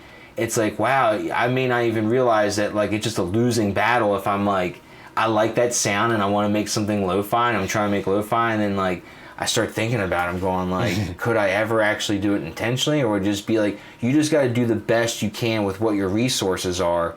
And you've already made lo-fi. And it's like, well, nowadays it's really hard because all the resources are so quality that it's hard to get, you know, unless you're going everywhere to use tapes because you know that's a lower fidelity recording, and suddenly you're starting to like almost like, you know, intentionally cultivate that vibe, and it's like almost like it's like, is that right? Would that work? Will I ever achieve a satisfactory, authentic lo-fi sound if I'm actually trying to make it lo-fi intentionally? You know, like, yeah, because you're pushing together sort of lo-fi as a aesthetic, a dictionary definition thing. Yeah. And then you're also pushing in a philosophy. Yeah. It's one of those like, it's one of those styles of music that is interesting in that if you were going to do anything lo-fi nowadays, it almost feels like you would have to branch off and call it like post-no-fi, neo-no-fi, or lo-fi rather. You would have to go these other routes the same way that every other type of music has done that. You know what I mean? Like every other style of music now has moved on to, if there was, back to like a conversation we've had before, if there was new metal, they would call it new metal. It would get a new name. It would get a new name. Just so like lo-fi is almost like post-grunge. There's still just grunge music by definition, but they gave it a different name because at this point the philosophy angle has changed. Yeah. Once the philosophy angle changes on it, I feel like it needs to have a different name, even if that name is referencing its past. Like, oh, it's branched off of this, but it's no longer this because it can't be. I've already created years of lo-fi music, and it was the only genuine lo-fi music I'll ever make. Yeah. Like even if I try to, it will now be a neo lo-fi new lo-fi, whatever you want to call it. It would be like a new branch off of that same tree, but it's a different branch. At least that's how I view it. Yeah, it's interesting. I think that's kind of like making me think about that in a way I don't think I may have done before, where it's almost like it's something that happens and you can't control it, whether or not you think you are or something, and then like it just like it's like ephemeral, where it's like eventually, if you're thinking about it, it's already too late. Like it would have happened. Yeah. Like it's like now You've already done it. So now, if you were to be doing it, you're doing it with like the awareness of that being or something. Yeah. And then now it's kind of like feeding back. And itself. oftentimes when we were doing it, it was the goal was to be the best. Yeah, you wanted like Your a goals cool were sound. the best sounding. Like you were rarely ever, or if it was bad sounding, it was because it sounded cool. Yeah. It wasn't because it was lo-fi. It was just because like, oh, when that kick drum hits that red and distorts slightly, that's cool. Just cutting. It wasn't. It was less like you were just like, oh, that's like lo-fi. That was like that's some like Lou Barlow. I know you were just like, no, that sounds cool. I'm gonna more of that, or whatever. So like I feel like to truly have done it, you've already done it. It is. The limitations. Lo-fi, I think, is literally just the boundaries. I think it's a style of. I don't even think it's a style of music, because lo-fi can be anything. Yeah, it's like a. It's not even that. Yeah, it is. It's maybe it is even more like it's on the level of like. It's like lo-fi. You can almost lo-fi a lot of different genres. You know? But it's almost completely unique in that. It's almost completely unique of a term, of like a blanket that you can put on stuff, because... Were they throwing lo-fi around like it gets thrown around in the 90s, the way it is now? I don't feel like I feel like it existed, but it wasn't... It didn't have the same like strength. The 80s and 90s, the lo-fi stuff was kind of like, it was like coded. Saying something was lo-fi was coded for saying that it was probably alternative. Homemade. And it was probably homemade alternative. But it was probably not talking about black metal. And it probably wasn't talking about country music. It probably wasn't talking about these things, even if it existed. It for a minute was almost like a genre. It almost was its own thing for a minute. At least, again, there was just certain things that it just was associated with. And then once technology outgrew it, I feel, all of the like, I don't know, I feel like if you were to make a compilation of the all-time great lo-fi recordings, your Mount Rushmore of lo-fi, none of it's newer than 20 years, right? Oh no, yeah, I definitely would think, because I feel like lo-fi in association with beat production in like hip hop, that like there would be, I feel like a lot of the hip hop that I've liked in the more recent decades would be in that category with that tag word lo-fi attached to it. Yeah, because that's still going on, like the hip hop thing, like those like YouTube pages, the lo-fi beats to study to. Yeah, I think it's because the term now gets thrown as a blanket thing because of what it now, the same way that in the 80s and 90s it meant alternative. I think in the last 20 years it means hip hop. I feel like it's just that has slightly changed. I don't think you talk about lo-fi anymore, and nobody's thinking of Guided by Voices-esque unless they're thinking of something 25 years old. Yeah, like right? Neutral Milk Hotel. Yeah, like Daniel Johnston. Yes, all of the lo-fi of the 80s and 90s are all going to be alternative leaning things, I feel like, at least sort of by default. And then everything from when technology outgrew that, it became hip hop, because that was the only way that it could still exist. At some point, those guys all grew up. They all got producers. They all got, every one of those guys, Guided by Voices, Daniel Johnston even, Lou Barlow, all of these guys that are associated with it all have stuff later. Liz Phair. Liz Phair's first record is a huge, Welcome to Guyville is a lo-fi. There's hardly any bass, out-of-tune guitars. I think it's like an underrated lo-fi record. And then like 2 records later, she's like the biggest pop star on earth. They all outgrow that. So all of the organicness of it was gone at that point. And then it moved into hip hop because this happened. Because home recording for bands and instruments and stuff became digital 4-tracks and stuff, that even the lo-fi guys like couldn't fight it anymore. You know what I mean? Like, so they went out of that, and then hip hop guys, because of what hip hop is and how it always has been, that it could be a lot of people that maybe are in cities and things like that that don't have apartments and stuff and can create music using real drums and stuff. So they go to the units like this, and once it graduated out of rock and roll and stuff, it found its home comfortably with hip hop, where it's been for 20 years now.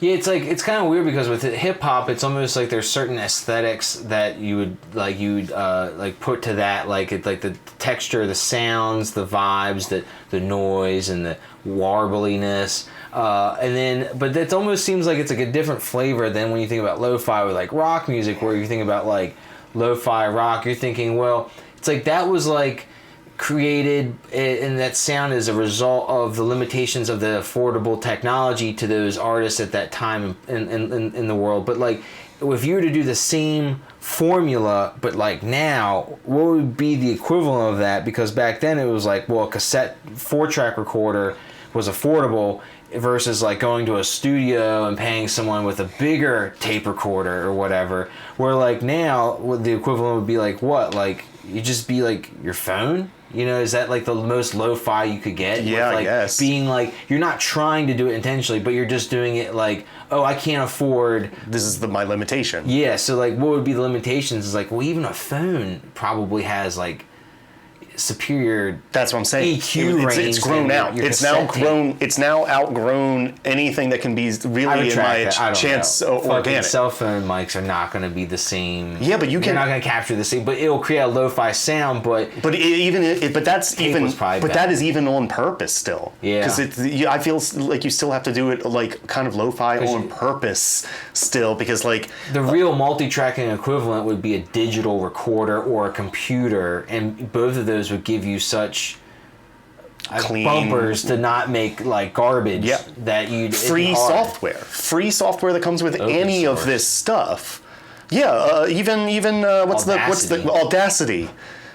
There's like, it's almost like there's no excuse. So now that the excuse is gone, that now that we've all graduated out of that technology, I feel like there's no organic lo-fi. And if it is, it's some sort of, I'm sure there's outliers. I'm sure there is a kid that doesn't have internet connection where he lives and has a tape player and screams his songs into his tape, I'm sure. The Bright Eyes 2.0, because he was pretty lo-fi in the beginning himself. But all of those guys have all graduated from it. So I feel like it's now state of mind. It's now like no longer a musical like equivalent. It's now like a fashion choice that you make, and it is. I feel like it's unique in that it's like a filter, and it like I said, it might be the only one that exists. I'm having a hard time coming up with another one that's like if you take a song and completely explode it all the way out to just what is the song genre and start up there, like its most broad genre, just the like your classic, like where would it be found in a record store, right? There could never be a lo-fi section. It would be a disaster. Yeah, it's kind of right. So you really can't qualify. Yeah, it would be just a mix of stuff that would just fall somewhere one step higher anyway. Right? Like if it was just lo-fi hip-hop, you'd just be like, just put it in hip-hop. Or if it's a Neutral Milk Hotel, just put it in rock, or if you have alternative. But even alternative, you don't even have that. We didn't have alternative. We had rock pop. Yeah. Rock pop, eventually a heavy metal section, but at first we didn't even have a heavy metal section in the record store I worked at. It was just heavy metal section, which was rock pop. It was rock pop. Electronica and techno. Which was different than hip-hop R&B, which was the same. So you got like and country. But country was also bluegrass, which was also anything that was anything similar to that. Even though stuff that was sort of Americana still fell into pop rock, right? So explode the song out to its furthest filter, which will be those like the big 5 or 6 genres, right? And then like one step lower than that is either lo-fi or not lo-fi. It exists in its own plane. One step under genre, and there's like this other filter, right? Yeah. And you just like, this song is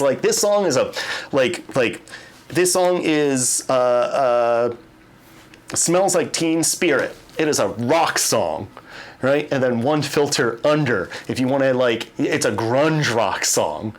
Okay, then one filter. And grunge rock exists on the same layer under where nu metal, thrash metal, black metal exists, under metal. So there's like one level of the onion layer. Yeah. Right? And we still haven't hit lo-fi yet, because lo-fi still doesn't apply. Lo-fi is its own onion layer. It either is or it isn't. I bet you there's a graphic that has been made many times over, probably trying to Break down. family tree music genres to kind of actually do what you're sort of describing, which I feel like as I would try to understand, I'm like, I can see how a genre can be, it breaks apart into these subgenres, Yeah. but they're all sort of the same family, but Yeah. they can be distinctive enough that they've gotten their own character to be called their Sure. own It's like its own. subgenre. It's like its own, like area of town that has like a bunch of malls. And the mall is just the rock mall, and inside of that's all these little stores. And it's the grunge store and the nu metal store. But even inside of that grunge store, there'll probably be the lo-fi versus hi-fi. You get the stuff that's true lo-fi, Mudhoney, early cat butt, all of that stuff grunge, as opposed to the stuff that gets lumped in with it, like Stone Temple Pilots, which was glossy and high-produced grunge, and they're under. So, like, I feel like lo-fi is this like filter that exists. It's its own. It either is or isn't. I can't think of that with any other type of music. There's nuance to all of it, but it almost feels like lo-fi is like it either is some sort of low fidelity where the recording sounds a certain way, or it isn't. Yeah. And most of the time it isn't. 90% of the time it is. 95% of the time it isn't. It really, except for hip hop. The hip hop, the majority it may not be the majority, but I think that is higher than it is rock.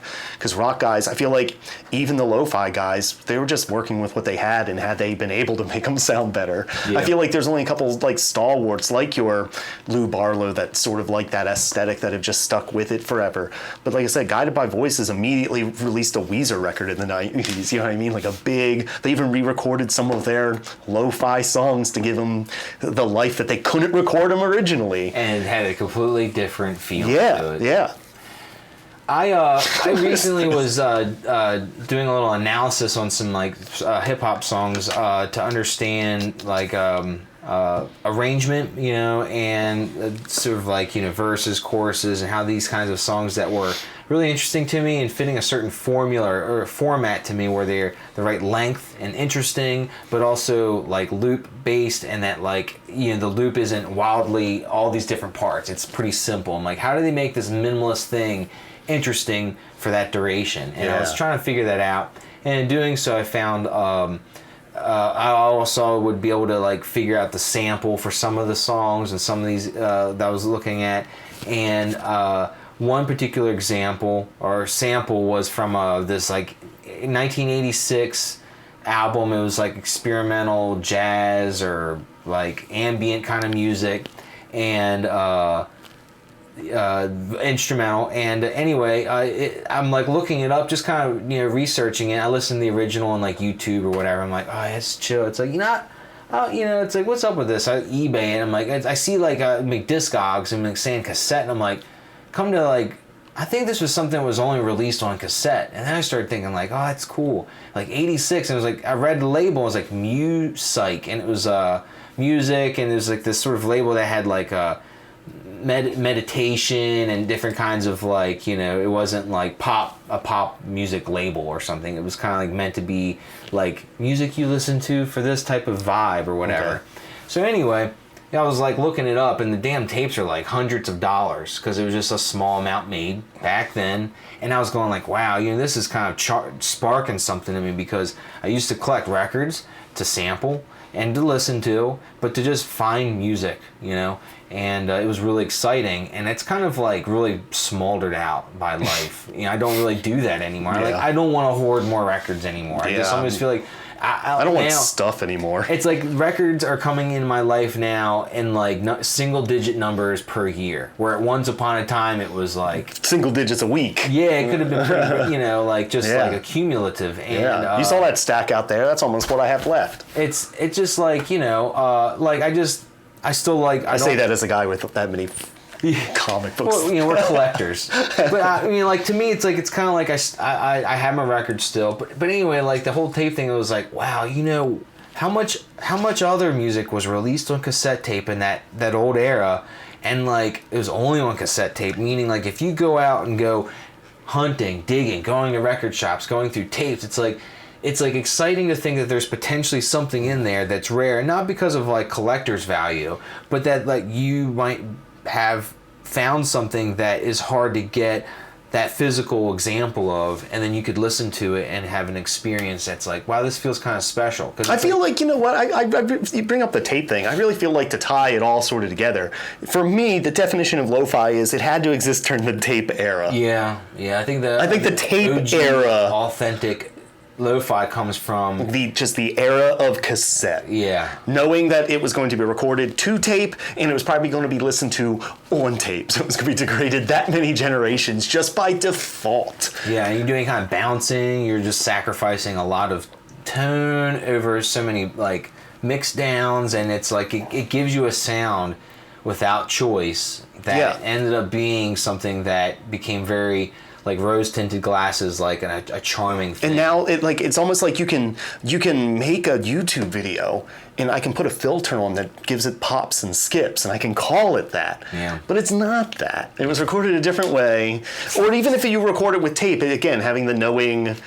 Again, I feel like there's just two angles of it. Uncanny Valley thing, right? But that's not true of any other thing. Again, when you if you go up the onion layers, like by making a grunge song purposely a grunge song or making a country song purposely a country song does not take away from it. Where I feel like making a bad movie on purpose and making lo-fi music on purpose, there is a disingenuine quality. It's so hard to nail it and do it right. If you want it to be right. I mean, you could do it and it'd be like a... And it still just feels like it's still just an homage to me. It doesn't feel authentic. It rarely feels authentic. I really feel like for lo-fi stuff, I'm like, yeah, we peaked with like the Neutral Milk Hotel record. As corny as that is to say, like that's the one. That's the guiding light, I feel like, of like that or the Bruce Springsteen Nebraska, which is, you know what I mean? Like I feel like these are the guiding lights, both of those. Nebraska was never even meant to be released. You know what I mean? It was like his demos. It has like the same lyrics on a couple different songs because he wasn't even done writing the words yet, right? And he just had fill-in lyrics, right? It was like on that level. And when he plays, a special example of lo-fi too. Yeah, that's on like the Mount Rushmore. And that was never meant to be released.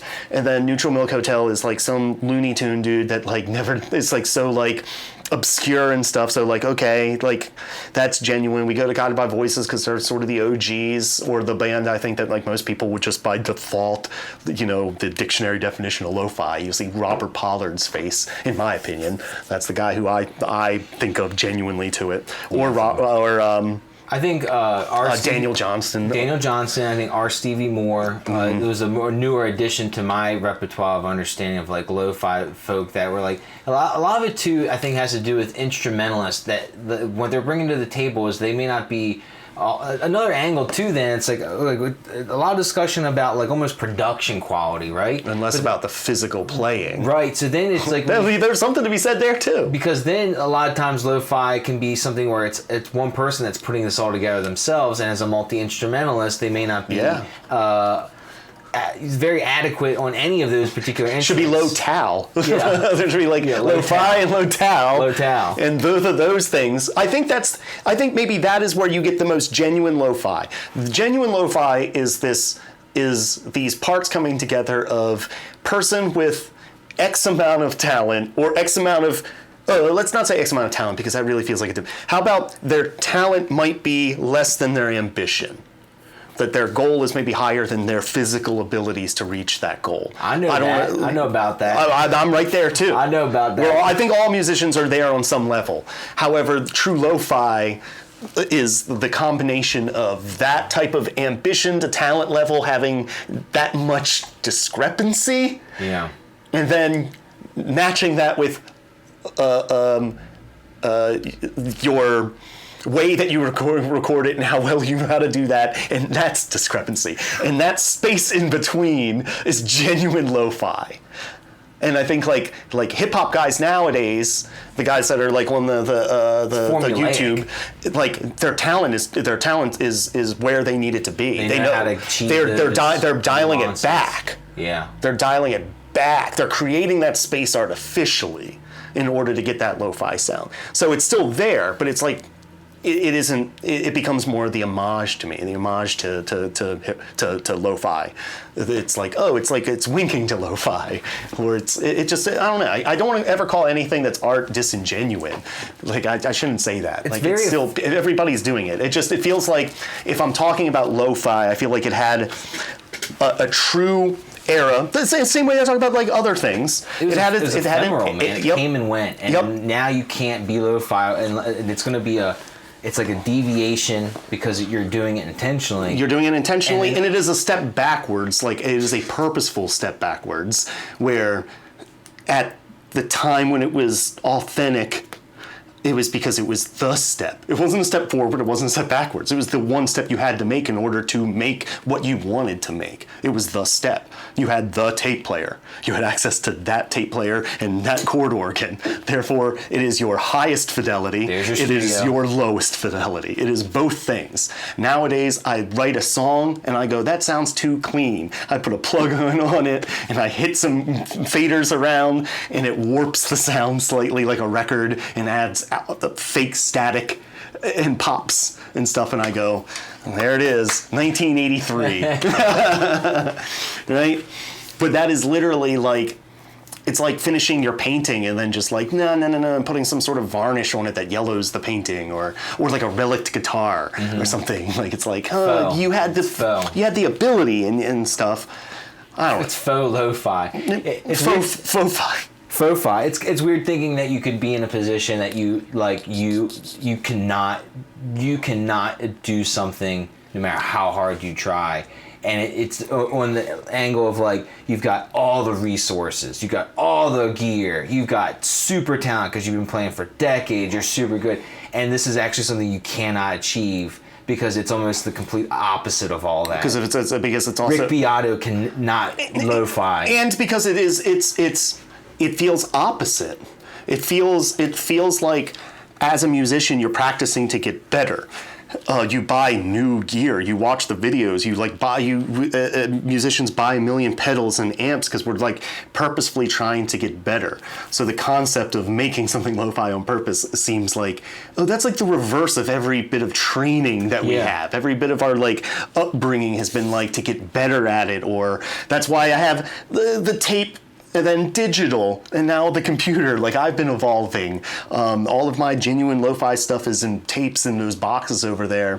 Or actually, some of them are on the computer now. I've dumped them on here. And part of me was like, oh, I should like clean these up sometime. And I'm like, no, they're like as genuine as they were going to be. Mm-hmm. They were as clean as they were going to be. I don't know how much more I can clean them up, if I'm being honest with you. Like, a lot of it was just like, the limitations of the format itself meant that like I was using distortion pedals and stuff and recording right to the tape, where that's the way that it is. Those tracks are stuck together forever. The couple that I bounced together, or the ones that are individual, you might be able to turn one up and turn one down, but you're not getting a different. There's going to be the same amount of hiss and stuff unless I really get in there and alter its DNA. And at that point, why are you messing with a song that's 25 years old or whatever? Yeah, you know what I mean? For a release that nobody's waiting for. For the no ones. Like, this isn't like the 25th anniversary or 30th anniversary of Automatic for the People, where I have some demo that's like, it's not on that level. It's just my own dumb stuff here. I saw a YouTube video. It was like albums that turned 30 years this year, and then the thumbnail is Michael Stipe for the. I think it's, I don't know, it's like where they're on the cars in the road. Yeah, Everybody Hurts. Yeah. Yesterday was Losing My Religion. 2 days ago. I mean, we're in the week of the anniversary of Losing My Religion for that amount of time. Yeah. It's weird. Like, I see that thumbnail, I see his face, you see this man, right? At that point in their life, and that man is still here, that can like have that perspective, and like how much has occurred in that period of time from then to now. And for me and my age, that isn't that, like, it's just such a surreal thing to chalk that all up, know that that's been 30 years, and like what you've seen, what has changed. How somebody like that could have been like the most famous person on earth 30 years ago. Like Michael Stipe was in the running for like most recognizable famous man on earth. And now I feel like you could just bump into him in New York City and probably go up to him and be like, yo, dude. Hey, remember when you were at this point in your life? It's just crazy. And you're just going like, well, I've like surpassed a lot of 8 stages in my life where like I'm at a point now where it's like, not like I have like a striving to have that kind of like position or notoriety, but like just the idea that like sometimes you just like when you're a certain part in your youth, you're just sort of like none of that perspective of time really like was that interesting or mattered. But like now I'm like really chalking that stuff up quite often, like just like life is just throwing something that makes you realize you're going like, oh yeah, like the flannel that's laying in a pile in my room going like, oh, I might wear that day. I'm like, oh, but they don't have to wash it eventually. I'm like, that fucking thing's from like 97 and it's always been in stock of my rotation, right? I'm like, it's just kind of like weird that like it still is like not, it's like together still, but like that I'm like, wow, like is that even cool looking anymore? I mean, I always liked it, the colors of it were just like, oh, it's just like questioning like how things have changed, and you're just like, I don't know if like I need to make any changes, but like sometimes you just wonder like, am I, like the Luddite thing, or just like the way like fashion evolves, or devolves. It depends on how you look at it. I feel like we've been on like the evolution is like a de-evolution nowadays, where it feels like you can just do what you want and be who you want, and you can wear stuff that's 25 years old and it looks as modern as modern clothes. It feels, I mean, I'm obviously the wrong person to ask. I'm not fashion forward at all, but... Do you have any really old garments that you still have in your possession? Oh yeah, I still have... it's not there. I was going to point to the Nirvana shirt. I still have the kitty petting... No, the bad one. The fudge packing, Satan worshiping motherfucker. Motherfucker. I have that.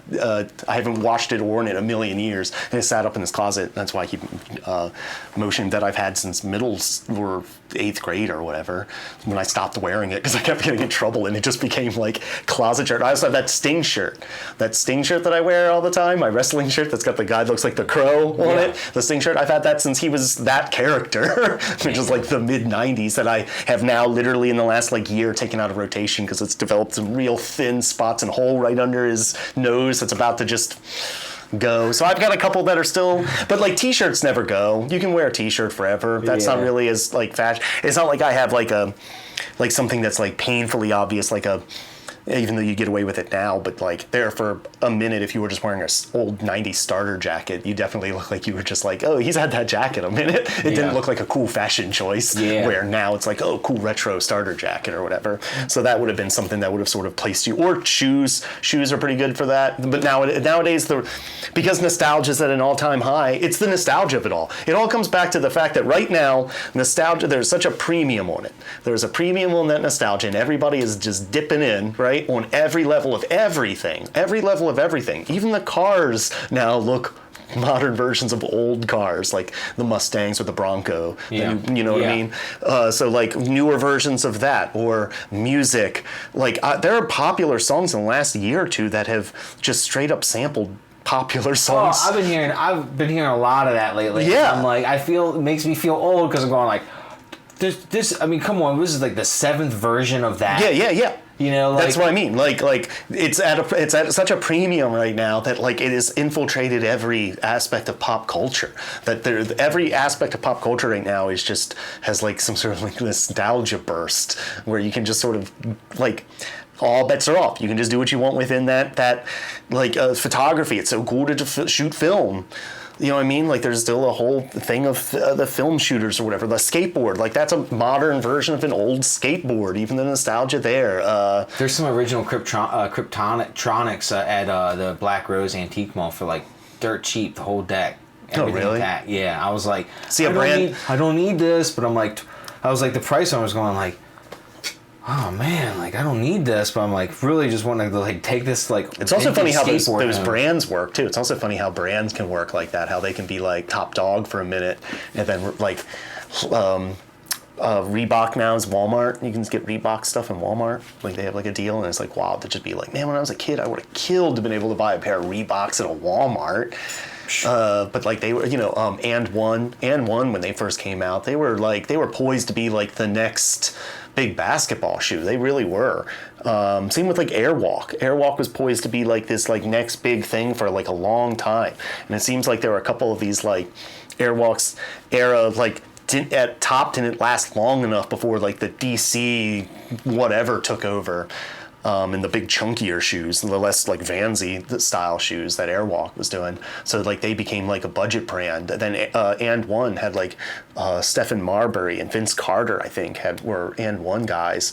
So they were like they had big basketball names, and now then they're a budget. Now they're just a budget brand. Mongoose bicycles. Mongoose bicycles. Yeah. I was going to get to bikes. Yep, like Mongoose bikes, the same. When I was a kid, Mongoose Jensen. was like, My dad talks about Jensen. Like, yeah, like back in the day. Yeah. Speakers were like, that was the shit. Yep, and then now it's a budget brand. And they might even, I feel like because of the way this works, at some point it'll come back. At some point, all those brands might, like Champion. Champion right now is cool.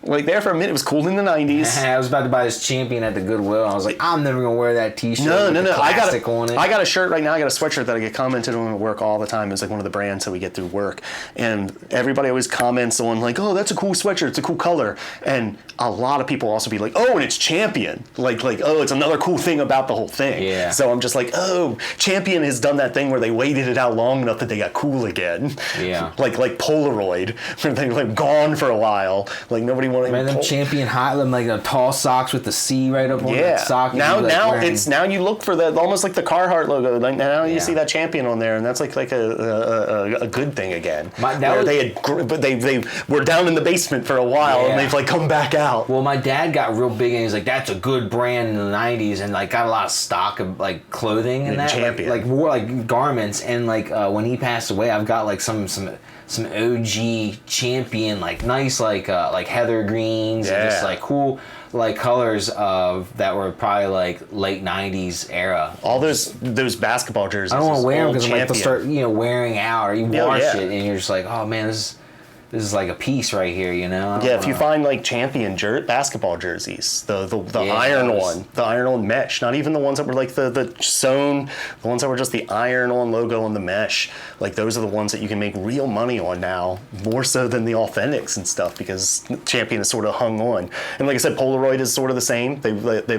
I think they were gone, and now like you can buy this little Polaroid things, and people are doing Polaroid stuff. So like that's kind of like come back. There's a couple other brands that have like waited it out, went to the budget section for a while, and now I feel like because of the retro, because of the nostalgia, has elevated them maybe back up. Tetris has a movie or something. Tetris has a movie coming. I'm like, oh man, I bet you Tetris is gonna get real popular here coming soon. There's a movie coming about the making of Tetris and the making of the first Air Jordan. Like there's a that'd be cool. Yeah, there's a movie coming. I think it's called just Air or something. It's Ben Affleck, and he's Phil Knight, the guy who was like the Nike guy, who was like basically told like, hey, this guy Michael Jordan's gonna save basketball and your shoe company that was struggling at the time. So there's a movie coming about the true story of that. But yeah, so we get some more big '80s nostalgia stuff just coming down the well here. It's interesting because I feel like this where this conversation went is like kind of like helpful for me, because of sometimes I've been lately having those sort of weird confusing feelings, like looking at that flannel that's like a couple decades now, and like I think that's one of the things that like I'm realizing too, is that like I've had some of this stuff like in rotation now for so long that it felt like it went out of fashion, and it was like not something I was like I felt as like cool in anymore, and and now it's gotten to be like those things have like come around where now it's cool again because it's like old or something. Yeah, that's what I'm saying. Like, I just held on to it because it just functionality was there, and then like now, and it was like, but it's ragged out and it's like the old stuff, and it wasn't cool for a long time, and now it's almost like it's authentically lived in. It has a look. And I've been into so many of the. I was in this store in Manhattan that I'll never forget called Metropolis Vintage. I popped my head in there, and my mind was absolutely blown by the racks and racks and racks of 80s and 90s band t-shirts, logo t-shirts in general, sports, NASCAR, tons of stuff. $350, $400 each.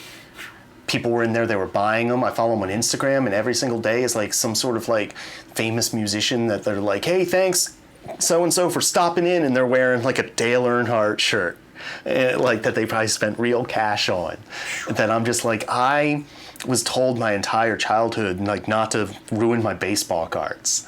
So I got baseball cards, not worth anything. I got this shelf of comic books right here. They ain't worth nothing, right? That's a pile of just paper, useless paper. All those like 90s shirts that you had. I've thrown out so many. I Meat donated. buckets. Yeah, I donated to the Goodwills in this area, bags full. Dude, I had this sick Blind Melon shirt that my brother traded. Like, he made a trade using that shirt, and I was like, it was my garment. I got it from like a Goodwill. It was like psychedelic, and it was like I never could find anything online that looked like it. Probably something from like a tour or whatever. But it was like, that's like I was saying earlier about those cassette tapes. There's just like things happen, and they aren't always going to be there, and eventually you'll realize that you're going like, well, they can't just go back and reproduce those things like they did back then. It would be a remake now, and even if they did, and they were true to it, it would be a remake. So it's like everything in its authenticity. It's like a lot of stuff, it gets thrown out, ragged out, tossed, whatever.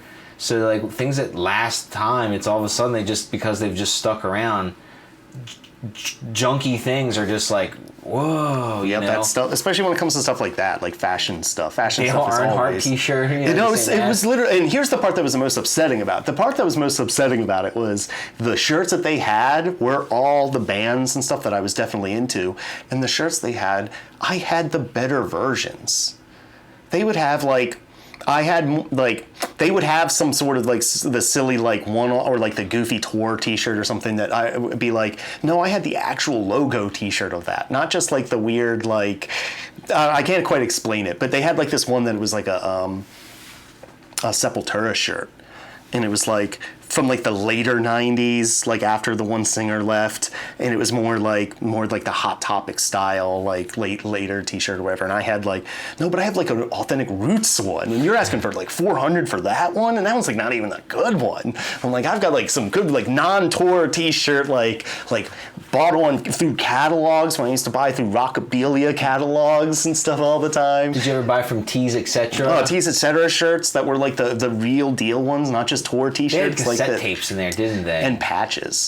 That's why I remember going. I remember bringing up to Randy, who's tons of patches. 3 years younger than me, and she's like, I don't know what you're talking about. You're like, you don't remember tape? You don't remember that? You don't remember Tees Etc. And then they moved over that were like it was the Horn and Horn Smorgasbord, that little shopping block.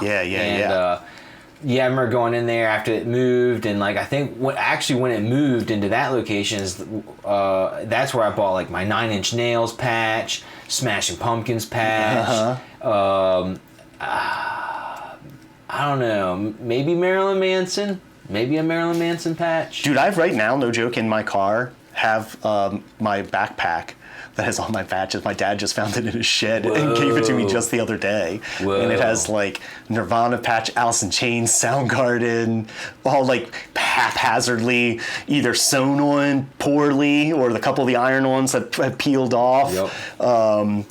Fear Factory. Fear Factory. I gotta just put that whole book bag in a shadow box. I put it on display. I'll show it to you before we go, because it's you maybe even remember it, because it was like the last backpack I owned, so I had it well into high school. It had the buttons on it. I had 4 buttons that were the Ramones buttons and said, "Hey ho, let's go." Yeah. And I just remember like I can visualize that. I can remember just having that backpack on my back and just having somebody saying that out loud behind me.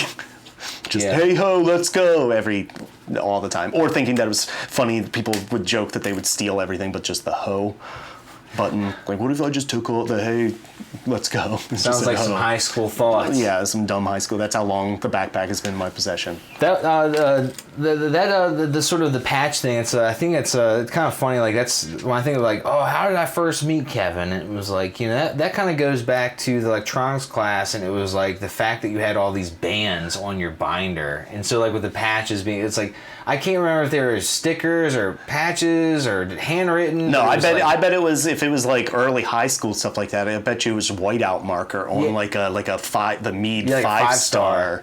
I did that a lot. The black 5-star and just a whiteout pen. Yeah. And I would just draw the Anthrax logo. Yeah. Because of your being like artistic, you were able to make it almost like, that's why my brain was glitching, like if it was stickers or patches, because it would look like. Oh yeah, I took my logos. time. Yeah. I would do it just- in pencil first because you could see the pencil on it. Yeah. So I could like sketch it out so like I didn't like have to. I don't know. I took a lot of care and time Very familiar with that. drawing those. People, that was like a thing. You took your zipper up binder and you decorate with a whiteout pen. Yeah. That was like graphic design Yep. for high school students. For high school students that were like for some strange reason that like Trapper Keeper ban. Do you remember like that being a thing around here? Like you weren't allowed to have, at least for like Hampstead I Elementary remember and Trapper middle Keepers, school. but I kind of don't remember their band though. So my elementary school and stuff banned those. I remember like getting the list every year, and it would be like you need a 3-ring binder, non-Trapper Keeper style. It would always have like these like causing distractions or yeah. something? I never understood it, and I still have somewhere around here like an OG. Or I guess it's out of my dad's house. An OG Trapper Keeper with the plane on it that has the plastic rings. They eventually went to the clicky rings. It's plastic with a tab. You pull the tab and they slide open. So it was like kind of crappy. I never had a Trapper Keeper, so I don't It's know. my Was one that and like the only. standard technology for them for that era? or I was it think just, that's like how you can tell an OG from like the new era. I think the new era just like your classic Metal clicky clasps. rings or whatever with the little cha. Yeah. But mine was like black plastic that had like one arm that kind of had like a little bit of a nub on the end, and then like the little AB slot type thing, and they would go together, but they would miss. Yeah, and once it was that, it was over with. Man, Yeah. Everything would just get fucking. Yeah, the folder, it would trash the folder with every. And then you would just start stuffing papers into it and closing it because it was too much of a hassle.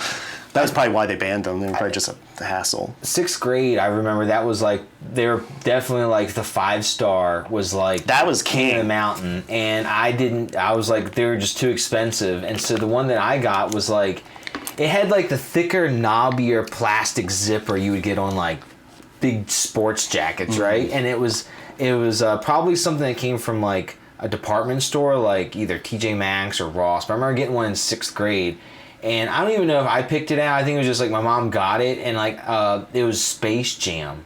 Okay. So it had the characters, it had Michael Jordan. I hadn't even seen the movie. I don't even remember like wanting to see the movie. I remember just having this binder for Space Jam. I never even saw. I don't even think I've still seen. Just because I haven't seen Space Jam. And I remember like another kid had the same binder, and I just remember just like, even though I had no connection to it just being excited. I was just like, whoa, he's got one too. And it's like, well, he's cool. And I'm like, all right, well, I'm not that lame, Like I just like not having a 5-star, but he doesn't have a 5-star. He's got Space Jam binder too. And I was So like, I'm good. yeah, I'm good. I'm like, I'll make it cool. I don't know how I own this. I wonder if like, cause like I bet you they were expensive. They're probably like $30 or something. Yeah, right? it'd be like $25-$30, and my mom would just be like, Yeah, I don't know how. nah. I must have like worked for that. There's She'd no be like, chance. I'd get one in binders for free at work. Yeah, exactly. I don't think my parents would have bought it. I think I had to have like I I had don't to want all have my done this school supplies to be myself. stolen from your job, Mom. And then I remember being super bummed out because I'm a sticker guy, so I stick stickers on everything. And I remember being bummed out because like the material didn't make for a good sticker in. Yeah. Like a Trapper Keeper would have. You could stick stickers on that plastic, and so I remember I had bought a sticker from a kid whose dad was a mechanic, and he had all these Flowmaster stickers from Flowmaster exhausts, and I thought that was so cool because of the way that they had the red and the black and the way yeah. they looked, and I like race cars and stuff. So I was like, yeah, that's so cool, a Flowmaster sticker. So he like sold me, like he brought them to school one day and like had like a stack of them, and he was selling for like $1. It was like this size. Okay. A Flowmaster sticker, maybe long because it was more rectangular. And I remember like sticking that thing on that binder, and then, like 2 days later, just peeled right off and like up against something. I was like, oh no! I think that's when I was like, I got to come up with a better way to decorate this. Yeah. And then I think somebody somewhere had shown like, I think I remember somebody telling me to like stencil and bleach at first. Like to like cut out little stencils with like an X-Acto knife on like cardboard, and then like paper towel bleach the logo or whatever I wanted it to say. And I remember like looking at like a million like band logos and going like, no chance. That's intense to make Yeah. a stencil for Yeah, so no many chance. things that would be like, it's like it'd be hard to pull it off without being dissatisfied. I wonder what happened to that. Like I don't ever remember throwing that binder away. I wonder who Who had the heart to take that thing with all that hard work in it and throw it into a dumpster? Do you think Which family member? middle school, high school kids are still scribing on their binders with whiteout pens their favorite bands at that time? At the time, No. is that like not a thing? Because you almost would just assume that just going like they're doing it in their own version. But in that format, it's like, but I mean, it's probably still just them writing on their binders their shit, you know? Yeah, maybe. I bet you if it is happening, it's probably like those like handful of like retro kids that every school has. It's like, yeah, there's like these like it's sort of a weird breed of like your parents probably tried to teach you about the olden times, Yeah, or just like you know about like it feels like our kids Nirvana a lot. or like it feels like kids our age, the retro kids were like the Jimi Hendrix kids. Yeah, you would have yeah. like the kids that were like had Led Zeppelin shirts and Jimi Hendrix shirts and stuff into the 90s, and you're like, oh, the retro kids. They've got like the puffy long hair or whatever. They're not the grunge kids. With like the Rolling Stones. Yeah, like the retro kids more. Where now, like I guess they are the Nirvana kids. The kids wear Nirvana shirts, or like the kids that are like, oh, they don't listen to modern music. They're listening to older music. Maybe they're still the kids scribing on their notebooks, but I can't imagine. I mean, I don't know. I literally have no connection to what a teenage kid would be. I mean, I bring it up because it's like, I don't know. Yeah, I have no clue. Just as a reflection of like, you know, again, just knowing that like time has passed and strange because you realize you're just going like so much time. It's like things have gone out of fashion and maybe come back into fashion. So, but now there's now so many other. We didn't have as many ways to tell people what we were into. We didn't have as many avenues. Right? Yeah, you didn't have like social media. Exactly. To make your profile. Exactly. Or like an Instagram where I can just use it as a vision board where I can just post whatever bands I want, and without even talking a conversation to you, I can be like, oh, that guy likes hockey. Yeah. I've seen lots of hockey. Oh, that guy really likes Sepultura. Yeah, he shares the song. I haven't had one conversation with you where pre all of that, it really was like if you weren't wearing the T-shirt, I didn't know. Yeah, you were hiding. Underground communication. Yeah, he's got those bands on that binder. This dude I could talk to, and ask questions, and he probably would talk to me about this. Exactly. Bands. So like nowadays, do you need to stick stickers of all of that? Like now, like everybody knows who you are. If they want to know who you are, they're already your Instagram friend or your TikTok friend or whatever the thing is. They already play video games with you online because that wasn't a thing either. You know what I mean? Like you go and it's like some twisted Twilight Zone thing where it's like they're still writing on binders, but it's like their heroes and icons are just something you just wouldn't even expect. You're just like, who's that? Fatty Arbuckle? Yeah. You're like some like vaudeville stuff. Yes. You're just like, where do these retro kids come from? They're like, Al Jolson's super punk. I mean, kids now. I maybe. Who even knows? Like, I was actually surprised by. I was like talking about this the other day that like kids don't get hung up on being fans of pop music like we did. Like it felt like there was still like divides, and you sat at your place in the cafeteria and stuff a lot more. And there's an entire book that I read called Sellout, and it was about how we put such a thing on the term sellout in the 90s, and how like nobody gives a shit about that anymore. And like I was watching the NBA All-Star game happen last night, so this whole weekend has been NBA All-Star festivities, and the Super Bowl was last week, so they were asking some of the All-Stars, like, if you could create your own halftime show, what 3 artists would you pick? And I was not shocked, but like I watched this whole thing with all these, they're all young basketball players. They're all like 19, 20, 21-year-old guys, and they were just picking whatever, like most of it was current pop music. It was just like the names they were saying were just like, I don't know them, like Bad Bunny and stuff, like the like current crop of pop music. And these are like, you guys are like the ultra cool guys. You guys are so like it was just cool to like, it was cool to me. I was like neat to see, like it literally just would have been like, in my opinion, it would have been like if it was a 21-year-old being interviewed about that in 1992, they would like saying Janet Jackson. Yeah, saying Janet Jackson or Madonna, just and like meaning it. Yeah. You know what I mean? Like how like, oh, I don't care if it, like, no, all these guys were picking all of like the most current pop music, like with no shame. And it was like, thank you. I'm glad that we reached this spot of like less guilty pleasures and stuff like that, because I feel like I grew up in an era where like I had to hide my Jewel CD. You know what I mean? Like I was like I would never have said that out loud to somebody. I remember in the 90s, like amongst peers, like criticisms of like a band or a group for not being this or that or too much of this and that. Yeah. It was almost like that I feel like probably doesn't exist anymore. It feels like that current pop music and the people that are listening to it, and when I say pop music, I just mean popular music across the board. I don't mean just like pop music, but whatever's popular in R&B and hip hop and straight pop music. what you think about that new Taylor Swift? I've heard. What do you think about them lyrics? I've heard. I'm like 3 records behind on Taylor Swift. So like I've heard it on the radio on the drive down the Eastern Shore on my last run, and like it played like 3 times, and like that because it's that kind of music where like that station, even though I lost that station crossing states, I was like eventually I heard this pop song like multiple times, and I'm just like these lyrics are very.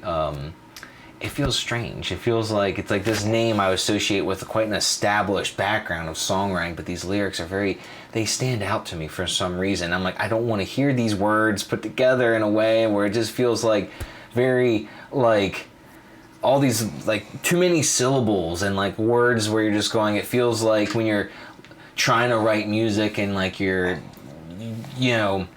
being real literal or too literal, or you're just figuring all this stuff out, and it's like I don't want to say amateur, but it just feels weird. Now it was discussions. I think Randy was like, "Yeah, writing our own songs." I'm like, I don't know, but I've like heard this song like 3 times now, and I'm like, some of this stuff I'm just going like, it's just like, like it's like.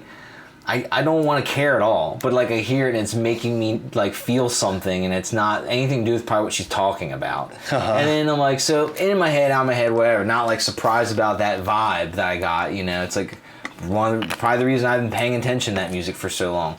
But then the youngest, Maple, she's starting to sing the hook of the song, but like getting the words all mixed up, and suddenly the song starts to become, I still haven't really listened to that song, but like I start mocking whenever she hears a song and says the song wrong, and then I start doing the same thing but even worse, like and then getting on her nerves, so she's like, stop it, Dad. And like it's almost like become like now that song is like gotten a pass where like it's like I don't like that song, but like I'm now like a notch warmer to like pop music, and that like I wasn't even want to talk about before, where like now I'm like have a little familiarity with a new example. Sure. And then I'm almost just like the way my daughters sing those hooks or whatever, kind of. I was gonna say, you have a future of this. You have a future. You have a solid 10 more years of pop music in your life. There's a part of me that's almost like, man, you gotta learn to embrace it and find the few you like. Yeah. Because this is. They're gonna like. You're gonna make their lives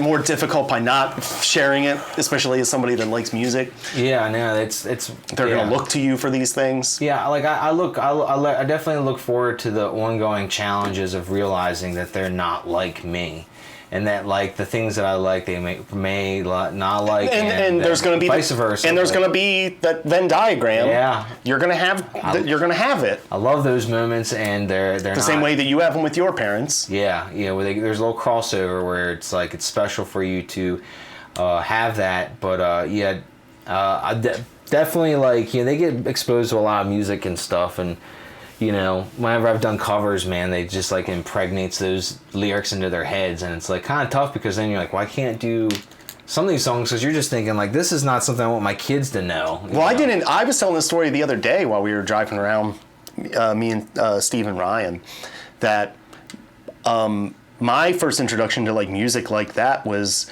I went to kindergarten at William Winchester in Westminster because of proximity to my mom's work. I still lived in Hampstead, but it was easier for my mom to drop me off there for kindergarten because I worked nearby, or she worked nearby.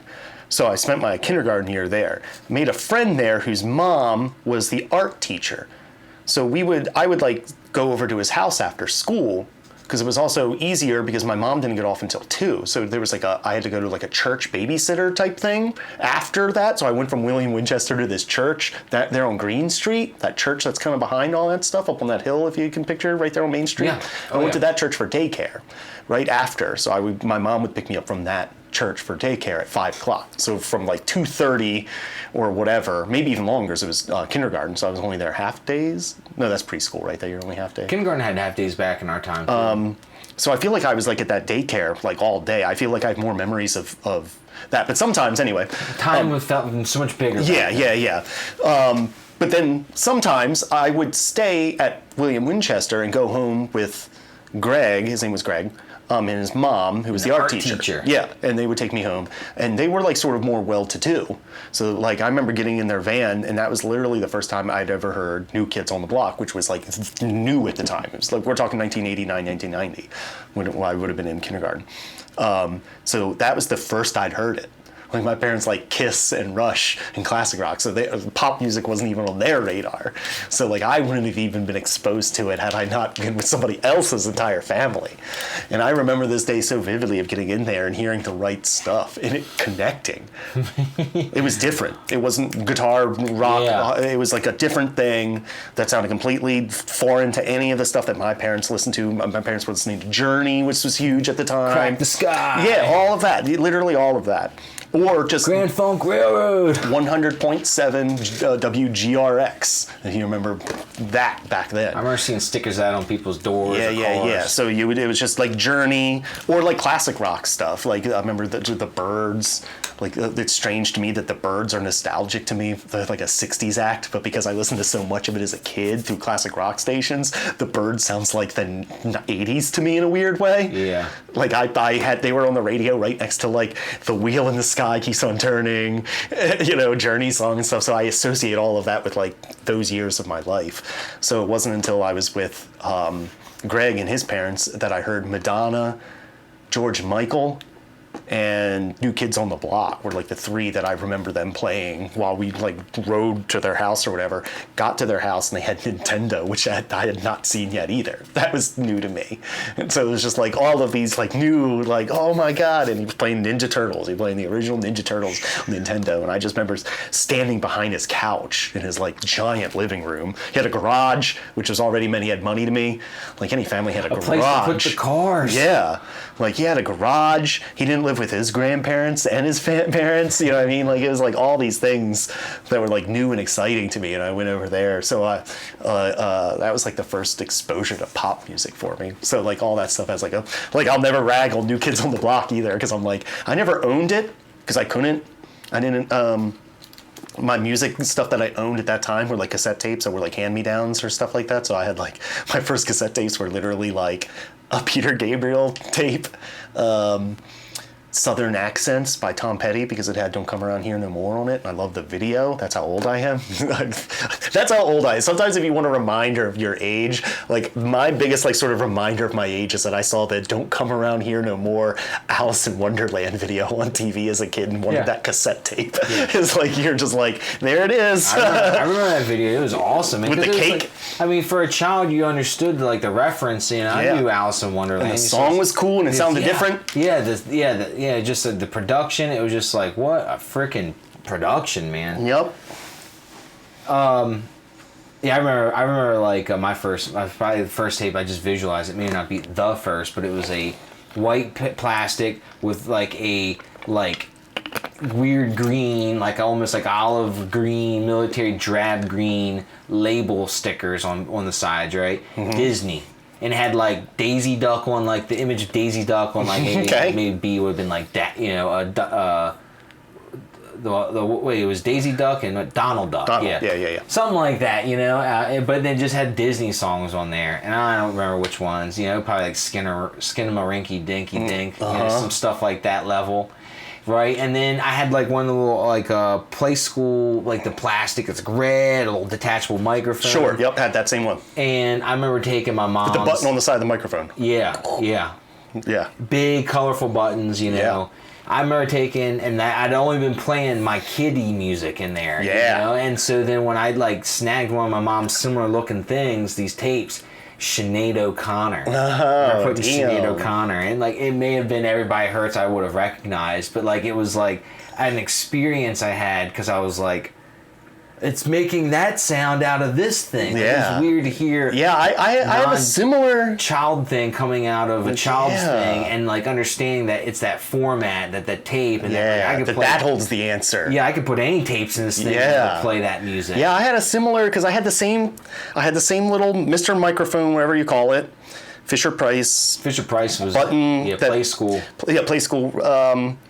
I had that same one, and I'm sure I had some kids' tapes, but that's lost to memory because I vividly remember putting in Queen Jazz, the record Jazz by Queen, because it had Bicycle Race. Not because it had Bicycle Race. I eventually did love that, became one of my first favorite songs, but because the front of the album had the little guys riding bikes. It has like a little, like, it had like that weird record on it. Yeah. And then it had like a row of just like an image of little bike rider, like a stamp of these bikes on the tape, if I remember correctly. And I just saw bikes. That was the appeal, because I thought it was for kids. I'm like, oh, my parents don't ride bikes. That must be for kids. So like I remember putting it in, and you know, I think the first song on there is Bicycle Race, which would appeal to a kid. You know, want to ride my bicycle. You know, the Queen song, Bicycle Race. Yeah. Crazy bass line. Bikes are weird songs by all. It's like when there a Pink Floyd song like Bicycle. I got a bike. It's like writing a song about a bike. And, I can ride it if I like. You know, it's like if you want, it's like I want to write a weird song today. It's like I want to write a song about bicycle because it's going to somehow or another the magic's just going to come from that. Like, just talking about bicycles going to make a weird song. I remember in that Bicycle Race song, Freddie Mercury references other Queen songs. So, you know, that's a Queen thing. Freddie Mercury liked to reference other Queen songs. What about what did Fat Bottom Girls? Fat Bottom Girls. Didn't they use an artwork for like a single where it was like the back shot of a woman on a bike? Yeah. So they were like so. But that song's not about bikes though. No, but there's a song they have about bicycles. But I think Fat Bottom Girls maybe I'm wrong about this. I think Fat Bottom Girls is the A and the B side might be Bicycle Race, and I think they answer each other. I think that because there is a part I think in Fat Bottom, maybe it's the Fat Bottom Girls, where he shouts, "Get on your bikes and ride." He like shouts, yeah. It's like they answer each other.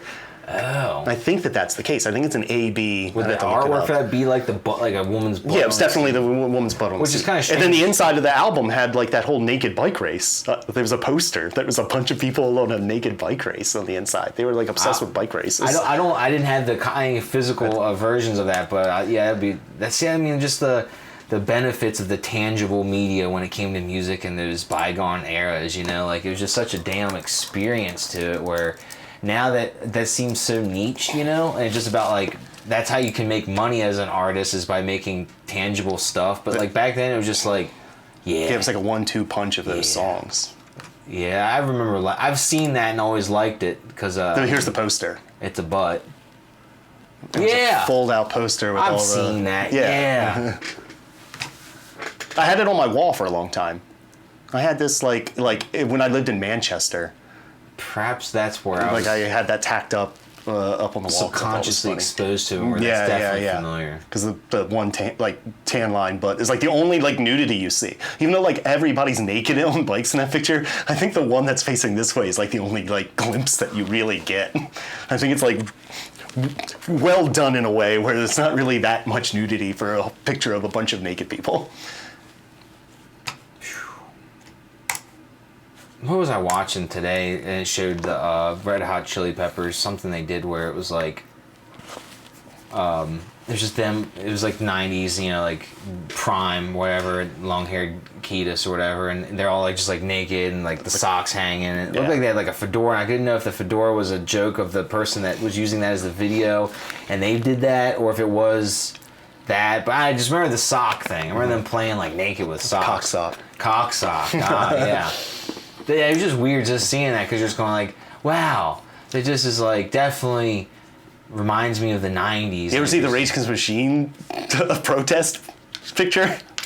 I don't think so. Maybe. They went out protesting something one time at some festival in the 90s and went out there with tape on their mouths with their hands handcuffed, just 4 butt-ass naked dudes on stage and stood there the length of the time they were supposed to play. Rage Against the Machine? Yes. Wow, man. Yeah. Listen, guys, today we're going to do a little something different than normal. Imagine being the one guy in the band that isn't as much into the politics. Yeah, I know you're just going. There's one member of those 4 that is like 90%. That isn't 100%, and he was like, naked? I think they had something.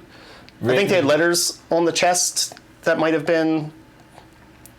It's been too long since I thought about it, but. Bro, I just shaved down there. It's weird as fuck, man. I always think about it whenever I think about the Chili Peppers because I'm just like, you guys tried, but you guys can't touch Rage Against the Machine. Those guys are straight up went out there, and they didn't even play. They weren't hiding behind instruments. They were just standing out there. Can you do that now? I mean, if you're just like a group of dudes. Yeah, I wonder you like went- public indecency Yeah, or like I don't know how how would they got that away be with it then. received I don't think today? I don't even know if it was in America. Like it almost just seems like if you did like something like that and had the gall to do that and pushed it, you'd probably But nowadays, see traffic. But nowadays, also like I've seen 2 or 3 album covers now with like popular women with boobs out, like on the cover of their record, like Has their it been own. desensitized. So I feel like you it's, could do it and it'd just be like people just think. I think the it's new like Lana sell Del Rey. out. I think the new Lana Del Rey, Lana Del Rey record might have a picture where everything's hanging out, and I'm just like, oh, I'll have to check that out. I'm We not don't- familiar with that. we don't care about that. And I forget her. I feel bad. I forget her name because I'm not well versed. But there is like a pop singer from the last couple of years that I think maybe have been breastfeeding on the cover or something. But there's a couple where I'm just like, oh, we like pop stars don't care about that anymore. Like they're. Is this the Janet Jackson effect I feel like we discussed last time? Yeah, I was thinking about the Streisand effect the other day, and I was just like, I feel like anytime I'm going to bring that up, most of the people I'm going to bring that up to are probably just going to be like, what are you talking about? Like, it's just like the Streisand effect, man. It's like the more you talk about it, the worse it's going to get. Yeah, the more attention you. Shit, I was going to say something, and it was like kind of like, it was going to be like my segue for ramping up. What the fuck was I going to say? I don't remember. Yeah, whatever. Dang, well, that definitely was, we're probably getting close to 30 minutes, so. 30 minutes. That was my goal, was 30 minutes, so. I think you got a couple of them. Shit. Oh,